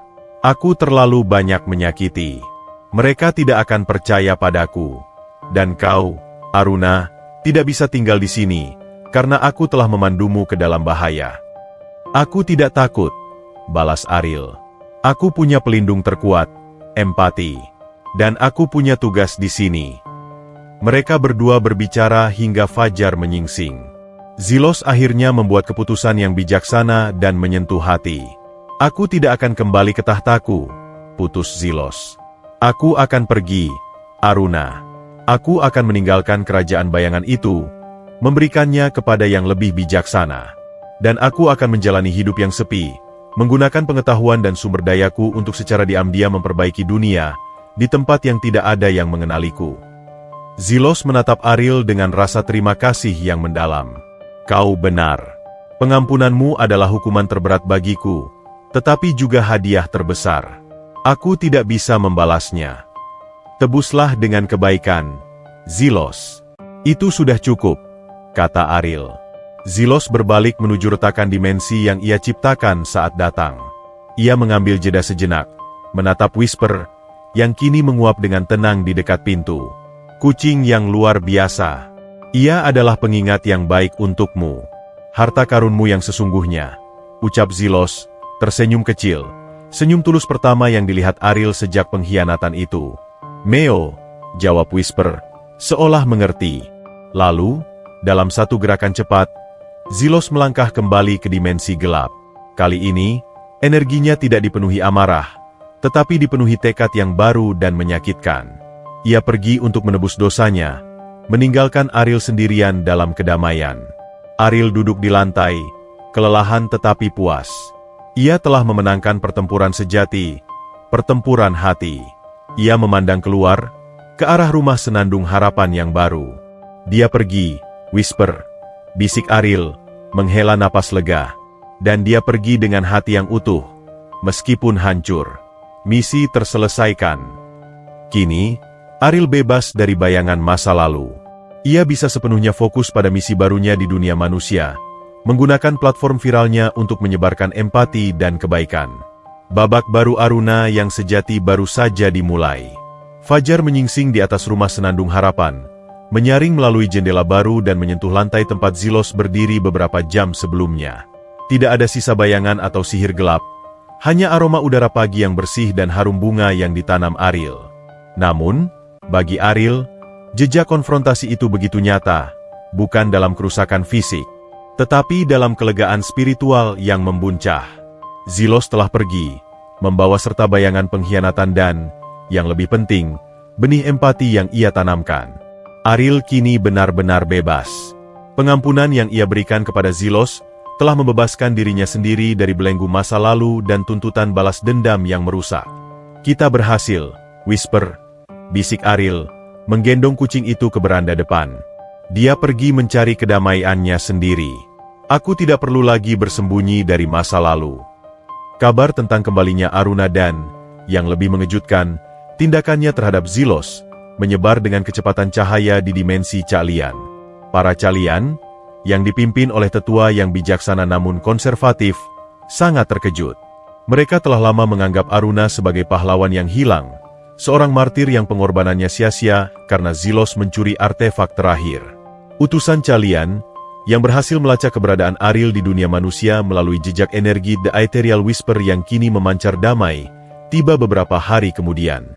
Mereka muncul di hutan terdekat, menyamarkan diri agar tidak menarik perhatian manusia. Ariel menemui mereka di tepi kebunnya. Utusan itu, seorang Calian wanita bernama Lyra, bukan Lyra si jurnalis, adalah mantan mentor Ariel. Wajahnya dipenuhi kekaguman bercampur kekecewaan. Aruna, kau hidup. Kami pikir kau telah musnah. Sebuah keajaiban, seru Lyra, memeluk Ariel dengan haru. Aku hidup, Lyra. Berkat keajaiban dan hadiah yang tak terduga. Jawab Ariel. Kami tahu tentang Zelos. Kami melacak gejolak energi itu. Bagaimana kau mengalahkannya? Kami menduga kau menggunakan kekuatan penyembuhmu untuk melumpuhkannya dengan rasa sakit. Tanya Lyra, nadanya penuh antisipasi akan pertempuran epik. Ariel tersenyum. Aku tidak melumpuhkannya dengan rasa sakit. Lyra, aku melumpuhkannya dengan kebenaran yang ia coba hindari. Aku mengalahkannya dengan empati. Lyra terdiam. Konsep empati sebagai senjata atau strategi terasa asing bagi bangsa Calian yang lebih menghargai kekuatan murni. Kami telah datang untuk membawamu kembali, Aruna. Kami membutuhkanmu. Rakyatmu membutuhkan The Ethereal Whisper MU. Kau akan diangkat sebagai pemimpin. Kau telah memenangkan kejahatan terbesar, pinta Lyra. Ariel memandang ke sekeliling. Ia melihat rumahnya yang sederhana, kebunnya yang subur, dan di kejauhan, penampungan kecil yang penuh dengan hewan-hewan yang ia cintai. Ia merasakan unbreakable empati yang mengikatnya pada dunia ini, pada perjuangan sederhana manusia. Aku menghargai tawaran itu, Lyra, tetapi aku harus menolaknya, kata Ariel dengan keyakinan penuh. Keputusan itu mengejutkan Lyra. Menolak? Meninggalkan takdir Calian demi gubuk reot dan seekor kucing? Kau adalah harapan kami. Harapan tidak hanya ada di singgasana kristal, Lyra. Harapan ada di tempat yang paling gelap dan paling membutuhkan sentuhan, jelas Ariel. Aku adalah Aruna yang baru. Aku telah belajar bahwa kekuatan sejati bukan untuk menguasai dimensi, tetapi untuk melayani makhluk yang paling lemah. Ariel kemudian mengungkapkan inti dari transformasinya. Pengkhianatan Zelos menunjukkan kepadaku kelemahan dalam diri Calian, obsesi pada kekuasaan. Lumina, roh penjaga itu, mengajarkanku bahwa penyembuhan harus dimulai dari yang paling kecil dan paling rapuh. Jika aku kembali sekarang, aku hanya akan menjadi Aruna yang lama, yang terikat pada ekspektasi dan intrik. Tetapi kau adalah seorang pahlawan. Pahlawan sejati tidak mencari panggung, Lyra. Mereka mencari tugas. Dan tugas saya ada di sini, balas Ariel, menunjuk rumah senandung harapan. Aku akan menjembatani jurang antara dimensi dengan empati. Aku akan membuktikan bahwa kebaikan tanpa syarat lebih kuat daripada semua sihir yang pernah kita ketahui. Lyra, meskipun kecewa, merasakan kebenaran yang tak terbantahkan dalam kata-kata Ariel. Aura damai yang mengelilingi Ariel adalah bukti bahwa ia telah mencapai tingkat spiritual yang melampaui politik Calian. Kami akan menghormati pilihanmu, Aruna, kata Lyra, suaranya kini penuh rasa hormat. Tetapi ketahuilah, pintu Calian akan selalu terbuka. Kami akan mengawasimu dari jauh. Pahlawan kami yang memilih jalan sepi. Utusan itu menghilang, meninggalkan Ariel sendirian untuk melanjutkan misinya. Ia telah memutuskan, ia akan membangun masa depan barunya tanpa menuntut balas dan tanpa mencari kekuasaan lama. Dengan resolusi dimensi, Ariel dapat fokus sepenuhnya pada dunia manusia. Film dokumenter Lyra, yang dirilis tak lama setelah kepergian Zelos, menjadi sensasi global. Lyra tidak mengungkap dimensi lain, tetapi ia menceritakan kisah spiritual yang mendalam. Bagaimana Ariel, setelah kehilangan segalanya dan dikhianati, menemukan kembali empati sebagai kekuatan hidupnya melalui penyelamatan Whisper. Dokumenter itu tidak lagi berfokus pada kemiskinan, ia berfokus pada kekayaan jiwa. Kutipan Ariel yang paling terkenal menjadi semboyan gerakan global. Kekuatan sejati bukanlah apa yang kau ambil, tetapi apa yang kau berikan. Donasi dan dukungan mengalir deras, tetapi kali ini, mereka datang bersamaan dengan permintaan bantuan yang tulus. Orang-orang di seluruh dunia terinspirasi untuk menjadi Ariel di lingkungan mereka. Ariel, kita harus membuat yayasan. Kita harus mengorganisir ini, saran Bapak Jaya, yang menjadi tangan kanan Ariel dalam mengelola dana dan kegiatan amal. Tentu, Pak Jaya. Tapi fokus kita harus tetap pada hati, bukan pada birokrasi, jawab Ariel. Kita harus menunjukkan bahwa setiap orang bisa memiliki unbreakable empati. Di antara donasi publik yang masif, muncul pola yang aneh. Sejumlah besar uang, jumlah yang sangat besar, melampaui batas donasi perorangan, mulai disalurkan secara anonim melalui saluran keuangan yang rumit dan tidak bisa dilacak. Uang itu didedikasikan khusus untuk pembangunan penampungan hewan yang lebih besar, dan untuk pengembangan kebun-kebun komunitas. Ini aneh, Ariel. Donor anonim ini terlalu kaya, terlalu cerdas, kata Bapak Jaya, sambil memegang laporan transfer dana. Ariel tersenyum kecil. Unbreakable Empathy memberitahunya segalanya. Ia merasakan energi yang familiar dalam aliran dana itu, energi dari seorang pria yang tersesat, kini mencoba menebus dosanya secara diam-diam. Jangan khawatirkan sumbernya, Pak Jaya, kata Ariel. Fokuslah pada tujuannya. Ada seseorang yang berusaha menebus kesalahan yang besar.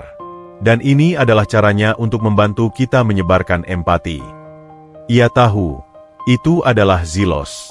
Mantan rekan seperjuangannya, sang umbrai yang kini mengasingkan diri, menggunakan kekayaan yang ia kumpulkan di dimensi bayangan untuk mendukung misi kebaikan Ariel. Ini adalah pengakuan diam-diam bahwa Zelos setuju, empati lebih kuat dari kekuasaan. Ariel, di rumah barunya, menemukan kedamaian yang tidak pernah ia temukan di istana Calian. Ia telah menyelesaikan pengkhianatan dengan pengampunan, ia telah mengalahkan musuhnya dengan kasih sayang, dan ia telah memilih tugas sederhana di dunia fana daripada takdir besar di dimensi kosmis. Kita punya pekerjaan besar, Whisper, kata Ariel, sambil memandang keluar jendela, ke arah kebun yang sedang bermekaran. Penebusan tidak pernah berhenti. Keputusan untuk tinggal dan tindakan mulianya telah membebaskan jiwanya dan, tanpa sadar, mulai membersihkan dosa Zelos. Kisah viral itu kini benar-benar berubah total, dari kisah pahlawan yang diselamatkan oleh kucing, menjadi kisah bagaimana Unbreakable Empathy dapat menyelamatkan dunia, satu hati yang terluka pada satu waktu. Setelah Ariel menolak tawaran untuk kembali memimpin Calian dan memberikan pengampunan yang membebaskan kepada Zelos, energinya terfokus sepenuhnya pada dunia tempat ia memilih untuk berakar. Rumah Senandung Harapan bukan lagi sekadar penampungan. Itu menjadi pusat gerakan, laboratorium empati di mana kebaikan diuji dan disebarluaskan. Donasi anonim dari Zelos mengalir dengan lancar dan tak terputus, menyokong setiap impian Ariel. Ariel tidak pernah membahas sumber dana itu. Ia hanya melihatnya sebagai buah penebusan yang harus ditanam. Kita tidak hanya menambal atap dan memberi makan hewan, Pak Jaya, kata Ariel suatu pagi, saat mereka merencanakan perluasan kebun komunitas. Kita menanamkan keyakinan bahwa kebaikan adalah solusi yang paling logis untuk masalah apapun. Bapak Jaya, yang kini menjadi administrator yang loyal dan percaya, menggelengkan kepala kagum. Sejak kau datang, Nak Ariel, daerah ini seperti mendapat penyiraman musim semi. Dulu, kita hanya fokus bertahan hidup. Sekarang, kita fokus pada hidup dengan makna. Ariel tersenyum. Makna itulah yang membuat kita bertahan, Pak. Dalam waktu kurang dari 2 tahun, Ariel, dengan bantuan sukarelawan lokal dan dana anonim yang tak pernah habis, berhasil membangun komunitas Cahaya Fajar, sebagai penghormatan halus pada makna nama Aruna. Pusat penyembuhan, Rumah Senandung Harapan diperluas menjadi klinik kecil yang menawarkan terapi holistik dan konseling bagi mereka yang mengalami kesulitan emosional, digabungkan dengan perawatan hewan. Ariel menggunakan The Ethereal Whisper di sini dengan sangat hati-hati, sebagai energi penenang dalam ruangan, atau sebagai sentuhan yang mempercepat penyembuhan luka kecil, selalu disamarkan sebagai energi positif, atau sentuhan penyembuh. Kebun komunitas menjadi pemasok utama makanan organik, di mana warga lokal diajari berkebun dengan prinsip harmoni alam. Tanah itu, yang diaktifkan oleh energi Calian, menghasilkan panen yang melimpah, mengakhiri kekurangan pangan di daerah tersebut. Bengkel keterampilan, tempat warga belajar keterampilan praktis, menambal kain, memperbaiki alat, dan, secara kiasan, menambal diri mereka sendiri dari luka kehidupan. Ariel tidak pernah mengambil gaji atau keuntungan pribadi. Ia hidup dari kebun dan sumbangan sederhana yang diberikan sukarelawan untuk makanannya. Ia menjalankan hidupnya dengan prinsip kesederhanaan yang ia pelajari dari gubuk reotnya. Sementara itu, dokumenter Lira meledak di seluruh dunia, menciptakan gerakan empati global. Kisah Ariel bukan hanya tentang donasi, tetapi tentang perubahan pola pikir. Fenomena Whisper, kucing perak itu menjadi ikon. Orang-orang mulai mencari dan menyelamatkan hewan terlantar, percaya bahwa setiap tindakan kebaikan akan membawa perubahan total pada hidup mereka, sebagaimana yang terjadi pada Ariel. Komunitas di seluruh dunia, terinspirasi oleh Ariel, ribuan komunitas kecil didirikan, meniru model Rumah Senandung Harapan. Mereka fokus pada kegiatan akar rumput, berbagi makanan, memperbaiki rumah yang rusak, dan menyediakan ruang aman bagi mereka yang merasa kesepian. Perubahan media, Lira, yang kini menjadi jurnalis terkemuka, terus meliput kisah-kisah kebaikan ini, menyeimbangkan narasi berita yang biasanya negatif. Ia menjadi duta bagi pesan Ariel. Suatu hari, Lira datang untuk melakukan wawancara lanjutan di komunitas Cahaya Fajar. Ariel, lihat apa yang kau lakukan. Kau mengubah dunia, bukan dengan kekuasaan politik, tetapi dengan kekuatan murni dari hati. Kau adalah revolusi kebaikan, kata Lira, matanya penuh kekaguman. Ariel tersenyum sambil menyiram terong ungu. Saya tidak memulai revolusi, Nona Lira. Saya hanya menyingkirkan debu agar orang-orang bisa melihat hati mereka sendiri. Setiap orang memiliki empati. Saya hanya memberi mereka izin untuk menggunakannya. Lira duduk di bangku kayu, mengamati keramaian komunitas. Tapi tetap saja, ada sesuatu yang metafisik tentang tempat ini. Tanaman tumbuh terlalu cepat, hewan selalu tenang, dan orang-orang yang datang dengan beban berat selalu pergi dengan bahu yang lebih ringan. Bisakah kau jelaskan kekuatan di balik empati ini? Ariel memilih kata-katanya dengan hati-hati. Kekuatan di balik empati adalah pengakuan akan penderitaan bersama. Saya pernah berada di tempat yang paling gelap, Nona Lira. Saya dibuang dan dikhianati. Saya tahu bagaimana rasanya berpikir bahwa Anda tidak berharga. Ia menatap Lira dengan tatapan yang menembus jiwa, menggunakan unbreakable empati untuk mengirimkan kejujuran murni. Ketika saya menyembuhkan Whisper, saya tidak menyembuhkan dia. Saya menyembuhkan luka pengkhianatan di hati saya sendiri. Setiap kali saya membantu seseorang di sini, saya memperbaiki potongan jiwa saya yang diambil oleh Zilos. Kekuatan ini adalah hasil dari pengorbanan masa lalu, dan saya berjanji untuk tidak pernah menyalahgunakannya lagi. Lira menghela napas panjang.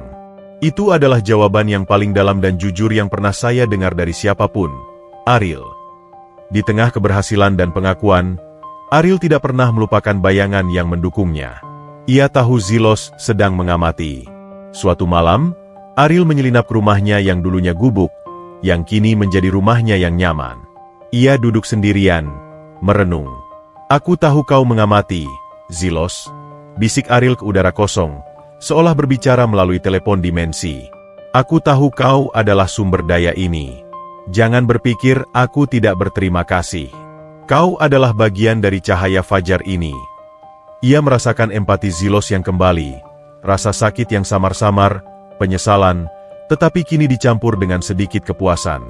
Zilos, dari balik dimensi, melihat komunitas cahaya fajar dan menyadari bahwa kekayaan yang ia kumpulkan untuk ambisi kini digunakan untuk menciptakan kebaikan sejati. Tindakan penebusan ini adalah satu-satunya sumber kehangatan bagi jiwanya yang terasing. Melalui The Ethereal Whisper, Ariel mengirim pesan balasan yang hanya bisa dipahami oleh Zilos. Pesan itu hanya terdiri dari satu kata, ditebus. Ariel telah mengubah pengkhianatan menjadi fondasi, dan ia telah mengubah penyesalan musuhnya menjadi sumber kebaikan. Ia tidak hanya membangun komunitas, ia membangun sebuah warisan empati yang akan bertahan jauh melampaui masa hidupnya. Ia melihat kepangkuannya, tempat Whisper tidur dengan damai. Kucing itu bukan hanya hewan peliharaan, ia adalah maskot, simbol, dan pengingat harian. Tanpa pengorbanan besar yang menghancurkan dirinya, tanpa pengkhianatan yang membuangnya, dan tanpa makhluk kecil yang membutuhkan belas kasihannya, Ariel tidak akan pernah menemukan takdirnya yang sesungguhnya. Ia telah menemukan tujuan sejati, menjadi manusia di antara manusia, dan menjadi penyembuh di antara yang terluka. Masa depan baru ini, yang berawal dari gubuk reot, kini bersinar terang, siap menyongsong babak kebahagiaan sejati.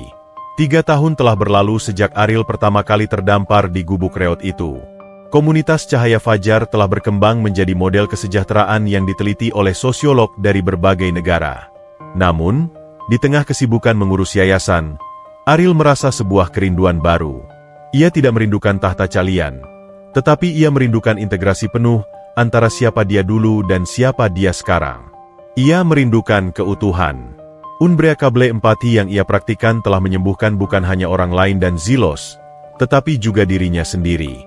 Luka pengkhianatan telah menjadi bekas luka yang dihormati, bukan lagi memar yang menyakitkan. Suatu malam, Ariel duduk di bangku kayu di kebunnya, memandang ke langit malam yang gelap. Whisper duduk di bahunya, sebuah kebiasaan yang tidak pernah hilang. Aku merasa utuh, Whisper, bisik Ariel, matanya memancarkan kedalaman spiritual yang luar biasa. Aku tidak lagi takut pada diriku yang lama. Saat itulah, ia merasakan sebuah energi yang familiar, namun kuat, berdenyut di punggungnya. Sensasinya seperti sungai yang membeku tiba-tiba mencair, diikuti dengan rasa sakit yang singkat, kemudian kehangatan yang tak terlukiskan. Sayap transparan caliannya, yang telah tersembunyi sejak ia tiba di dunia ini, kini terwujud kembali. Sayap itu muncul dengan cahaya biru keperakan, tetapi kali ini, cahaya itu diselimuti oleh aura emas lembut yang belum pernah ia lihat sebelumnya. Warna dari Unbreakable Empathy. Ariel berdiri, terkejut namun bahagia. Ia tidak lagi menyembunyikan identitasnya dari alam semesta. Sayapnya telah kembali, bukan sebagai alat pelarian atau perang, tetapi sebagai simbol bahwa ia telah menerima dirinya sepenuhnya. Aruna sang calian dengan empati yang tak terpatahkan. Aku telah berevolusi, gumam Ariel. Aku adalah jembatan antara dua dunia. Ia segera menenangkan sayapnya dan menyembunyikannya kembali. Tetapi ia tahu bahwa ia tidak bisa lagi menyembunyikan cahaya dirinya sepenuhnya dari dunia manusia. Ia harus mengizinkan kebenaran spiritualnya muncul, tetapi dalam narasi yang dapat diterima oleh manusia. Lyra, sang jurnalis, adalah orang yang paling tepat untuk tugas itu. Ia kembali ke komunitas Cahaya Fajar untuk membuat film dokumenter penutup tentang dampak global Ariel. Ariel, setelah 3 tahun, masih ada satu pertanyaan yang mengganggu saya, dan juga dunia, kata Lyra saat mereka duduk di ruang kerja Ariel. Mengapa Anda begitu berbeda? Apa sebenarnya kerugian besar itu? Dan bagaimana seorang pria bisa memiliki sumber empati yang tidak pernah habis? Ini hampir tidak manusiawi. Ariel memandangnya, empatinya memberitahu bahwa Lyra siap menerima bagian dari kebenaran yang lebih besar. Kau benar, Lyra. Ada kisah yang lebih besar dari gubuk reot itu, ujar Ariel. Aku akan menceritakan kisah spiritual yang sesungguhnya. Aku akan memberimu kerangka kebenaran, dan kau harus merangkainya menjadi cerita yang dapat dipahami dan diterima oleh hati manusia. Ariel mengungkapkan kiasan besar tentang asalnya. Identitas. Ia adalah makhluk dari dimensi lain, ras yang menjunjung tinggi sihir penyembuhan, The Ethereal Whisper. Pengkhianatan. Ia kehilangan kekuatannya dalam pengorbanan heroik untuk melindungi dunia di bawah, dunia manusia, dan ditinggalkan oleh rekannya, Zelos, yang hanya menghargai kekuasaan. Transformasi. Ia diselamatkan oleh roh penjaga bintang, Lumina, yang tidak hanya memulihkan energinya, tetapi memberinya karunia spiritual, Unbreakable Empathy. Tujuan, ia kembali, tidak untuk membalas dendam, tetapi untuk menunjukkan bahwa empati adalah kekuatan tertinggi yang dapat menyembuhkan luka dimensi, baik di tingkat kosmis maupun pribadi. Aku adalah penyintas, Lyra, penyintas pengkhianatan dan kehancuran diri. Dan aku datang ke sini dengan tujuan, untuk menjembatani empati antara dunia. Tindakan Zelos, betapapun menyakitkan, adalah yang akhirnya memaksaku menjadi utuh, jelas Ariel. Lyra mendengarkan dengan napas tertahan, mencatat setiap kiasan dan setiap detail spiritual. Jadi, Anda adalah seorang malaikat yang jatuh, atau semacamnya, yang menemukan tujuan baru di dunia fana. Aku adalah diriku sendiri, bukan malaikat, bukan pahlawan. Hanya Aruna yang belajar melalui penderitaan, koreksi Ariel. Katakan pada dunia, bahwa empati sejati hanya dapat lahir dari kerugian yang besar. Dan bahwa pengampunan adalah bentuk kekuatan tertinggi. Lyra, dengan keahliannya, merangkai kisah ini menjadi narasi yang luar biasa, film dokumenter berjudul Cahaya Fajar yang Hilang, Kisah Penyintas Empati. Film itu tidak menunjukkan sayap atau sihir, tetapi menggunakan metafora yang kuat. Ariel digambarkan sebagai penjaga dimensi kebaikan, seseorang yang memiliki karunia ilahi untuk menyembuhkan jiwa yang retak. Dampak dari film dokumenter ini jauh lebih besar daripada viralitas awal. Ini memberikan kedalaman filosofis pada gerakan empati. Orang-orang tidak lagi hanya meniru tindakan Ariel, mereka memahami filosofi di baliknya. Mereka mulai mencari kerugian besar mereka sendiri untuk menemukan empati tak terpatahkan mereka. Pengakuan ini juga memiliki dampak pada dunia Calian. Mereka menganggap film dokumenter Lira sebagai deklarasi damai Aruna. Mereka melihat Aruna tidak hanya selamat, tetapi bertransformasi menjadi sesuatu yang lebih besar dari Calian manapun. Pada suatu malam yang tenang, Ariel berjalan di kebunnya. Ia mengizinkan sayapnya terentang. Sayap biru perak yang diselimuti aura emas itu terasa ringan dan kuat. Ia kini bisa melakukan perjalanan ke berbagai tempat di dunia manusia tanpa menarik perhatian, menggunakan sayapnya untuk menyebarkan empati secara rahasia. Saat ia sedang terbang ringan di atas kebun, ia merasakan getaran empati yang kuat dari jauh. Itu adalah pesan telepati yang samar. Kau telah berhasil, Aruna. Aku melihat cahayamu. Kebahagiaanmu adalah penebusanku. Itu adalah Zilos. Aku tahu kau ada di luar sana, Zilos. Balas Ariel melalui The Ethereal Whisper yang kini kuat. Teruslah menanam benih kebaikan. Aku tidak akan membiarkan kerja kerasmu sia-sia. Dialog tanpa kata-kata ini menegaskan ikatan mereka yang unik. Persahabatan yang dihancurkan oleh pengkhianatan, namun diperbaiki oleh empati dan penebusan dosa. Zilos, di pengasingannya, telah menemukan tujuan barunya sebagai donor anonim yang bertobat. Ariel mendarat dengan lembut. Sayapnya terserap kembali ke punggungnya. Ia melihat ke arah rumah barunya, ke arah komunitas cahaya fajar. Ia menyadari bahwa ia telah mencapai tujuan barunya. Ia telah mengintegrasikan kebesaran Calian dengan kerendahan hati manusia. Ia adalah bukti hidup bahwa pengorbanan dan pengkhianatan tidak harus berakhir dengan kehancuran, tetapi dapat menghasilkan pertumbuhan yang paling indah. Ia memiliki cinta. Ia memiliki tujuan. Dan ia memiliki sayapnya kembali, yang melambangkan kebebasan dan pengampunan. Aruna telah menemukan tempatnya, di dunia manusia, sebagai pelayan empati, siap menyongsong akhir yang bahagia dan berkelanjutan. Waktu, sang penjahit kehidupan, terus bekerja, merajut benang-benang takdir Aruna. Kini Ariel menjadi permadani yang kokoh. Tahun-tahun berlalu, tidak lagi diukur oleh intrik dimensi atau ancaman pengkhianatan, tetapi oleh musim panen, kedatangan sukarlawan baru, dan tawa anak-anak yang bermain di komunitas cahaya fajar. Ariel tidak bertambah tua seperti manusia biasa. Sebagai Calian, ia mengalami penuaan yang lambat, tetapi ia tumbuh dalam kebijaksanaan dan empati.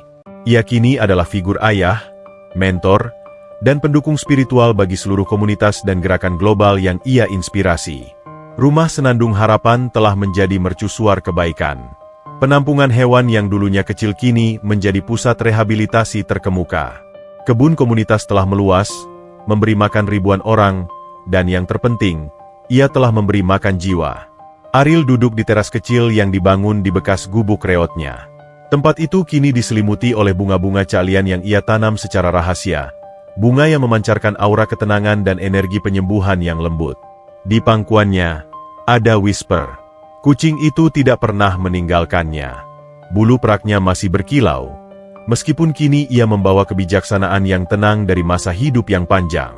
Whisper adalah bukti hidup dari janji yang dibuat Ariel di malam badai. Simbol fisik dari Umbrea Kablempati yang menyelamatkan keduanya.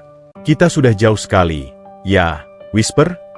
Bisik Ariel, mengusap lembut telinga kucing itu. Dari kehampaan yang nyaris membunuh kita berdua, hingga keindahan yang menyembuhkan kita berdua. Umbrea Kable Empati Ariel kini begitu kuat sehingga ia dapat merasakan kebahagiaan kolektif dari komunitasnya. Sebuah simfoni yang jauh lebih indah daripada melodi sihir Calian manapun. Suatu sore yang cerah, Bapak Jaya, yang rambutnya kini telah memutih sepenuhnya, duduk di samping Ariel. Nak Ariel, ada yang harus kuberitahu, kata Bapak Jaya, dengan suara yang bergetar karena usia. Donor anonim itu. Saya akhirnya berhasil melacaknya, bukan namanya, tetapi perantara keuangannya. Itu adalah salah satu entitas terkaya dan paling misterius di dunia. Mereka menginvestasikan kekayaan yang tak terbayangkan untuk seluruh proyek cahaya fajar. Ariel tersenyum, matanya memandang Cakrawala. Saya tahu, Pak Jaya. Itu adalah orang yang sama yang dahulu mengajarkan saya betapa mahalnya harga sebuah pengkhianatan. Maksudmu? Kau kenal dia? Lebih dari sekadar kenal, Pak. Dia adalah rekan saya yang lama, yang tersesat di kegelapan ambisi. Saya memaafkannya, Dan ini adalah caranya menebus dosanya secara anonim. Jelas Ariel, menggunakan kiasan yang Lyra ajarkan padanya untuk menjelaskan kebenaran spiritual. Dia menggunakan kekuatannya yang besar untuk kebaikan, di balik layar. Dia tidak menuntut pengakuan, karena dia tahu bahwa kebaikan yang sebenarnya tidak membutuhkan tepuk tangan. Bapak Jaya termenung, mengangguk perlahan. Ya ampun. Jadi, musuh terbesarmu adalah mitra rahasiamu dalam kebaikan. Ini adalah kisah yang paling indah dan paling menyentuh yang pernah saya dengar. Ini membuktikan, Pak Jaya, bahwa bahkan hati yang paling beku pun dapat dicairkan oleh empati, kata Ariel. Zelos menemukan kedamaiannya dalam pengasingan dan penebusan dosa tanpa nama. Dan saya menemukan kebahagiaan saya dalam kesederhanaan dan pelayanan. Di dunia calian, Ariel menjadi legenda yang hidup. Meskipun ia menolak kembali, para calian sering mengirimkan delegasi untuk mempelajari filosofi komunitas cahaya fajar. Mereka mulai memahami bahwa The Ethereal Whisper yang murni tidak hanya untuk perang, tetapi untuk menciptakan harmoni dimensi. Ariel telah menjadi pemimpin rohani bagi rasnya, meskipun ia memilih untuk tinggal di dunia manusia. Ia berhasil menjembatani kedua dunia melalui kebijaksanaan yang ia peroleh dari Gubuk Reot. Lyra, jurnalis yang memulai segalanya, sering mengunjungi Ariel. Ia adalah satu-satunya manusia yang mengetahui narasi kosmis yang utuh, termasuk kembalinya sayap, meskipun ia tidak pernah merekamnya. Lyra menggunakan pengetahuan ini untuk menulis buku-buku yang menyentuh hati, yang mengubah jutaan pandangan tentang kehidupan. Kau memberi kami akhir yang bahagia, Ariel, kata Lyra suatu kali. Ariel tersenyum. Akhir yang bahagia itu bukanlah kebetulan, Lyra. Itu adalah pilihan yang kita buat setiap hari untuk memilih kebaikan di atas kebencian, dan empati di atas ambisi. Ketika aku ditinggalkan oleh Zelos, aku bisa memilih balas dendam. Tapi aku memilih pengampunan. Dan itulah yang membuat akhir ini abadi. Sore itu, di teras yang harum, Ariel memandang ke sekeliling. Ia melihat tawa sukarlawan muda, kebun yang hijau, dan bangunan yang kokoh. Semua berawal dari keputusasaan dan satu tindakan kebaikan terhadap seekor kucing yang terluka. Ia memejamkan mata, merasakan The Ethereal Whisper mengalir di nadinya. Kekuatan itu kini terasa hangat, murni, dan penuh harapan. Ia merasakan kehadiran Zelos yang jauh, yang kini mengirimkan energi damai, sebuah persahabatan baru yang lahir dari kehancuran. Ariel membuka mata. Ia tidak lagi tertekan oleh trauma masa lalu, tetapi dipenuhi kedamaian yang mendalam. Ia telah mencapai titik akhir dari perjalanan heroiknya, kebahagiaan sejati. Ia dengan lembut mengangkat Whisper dari pangkuannya. Kucing perak itu menatapnya dengan mata campuran emas hijau, mata yang menyaksikan seluruh keajaiban ini. Kau adalah yang terbaik, Whisper. Kau adalah senandung harapan yang menyelamatkan seorang pahlawan yang jatuh, kata Ariel, mencium kepala kucing itu. Ia berdiri, memandang ke cakrawala. Meskipun ia adalah calian dengan sayap tersembunyi, ia telah menemukan takdir sejatinya sebagai manusia, pelayan kemanusiaan, dan duta empati. Kisah viral. Hidup di Gubuk Reot. Pemuda ini selamatkan kucing dan hidupnya berubah total, bukan hanya berakhir bahagia, tetapi berakhir dengan janji bahwa satu tindakan kebaikan yang dilakukan dari hati yang hancur dapat mengubah nasib tidak hanya satu individu, tetapi juga nasib dua dimensi yang bertikai, dan yang terpenting, menyembuhkan jiwa pengkhianat dan penyintas. Ariel tersenyum. Ia kembali ke pekerjaannya di komunitas Cahaya Fajar, menjalani kehidupan yang penuh makna, dikelilingi oleh cinta dan kebaikan. Sebuah akhir yang bahagia dan abadi.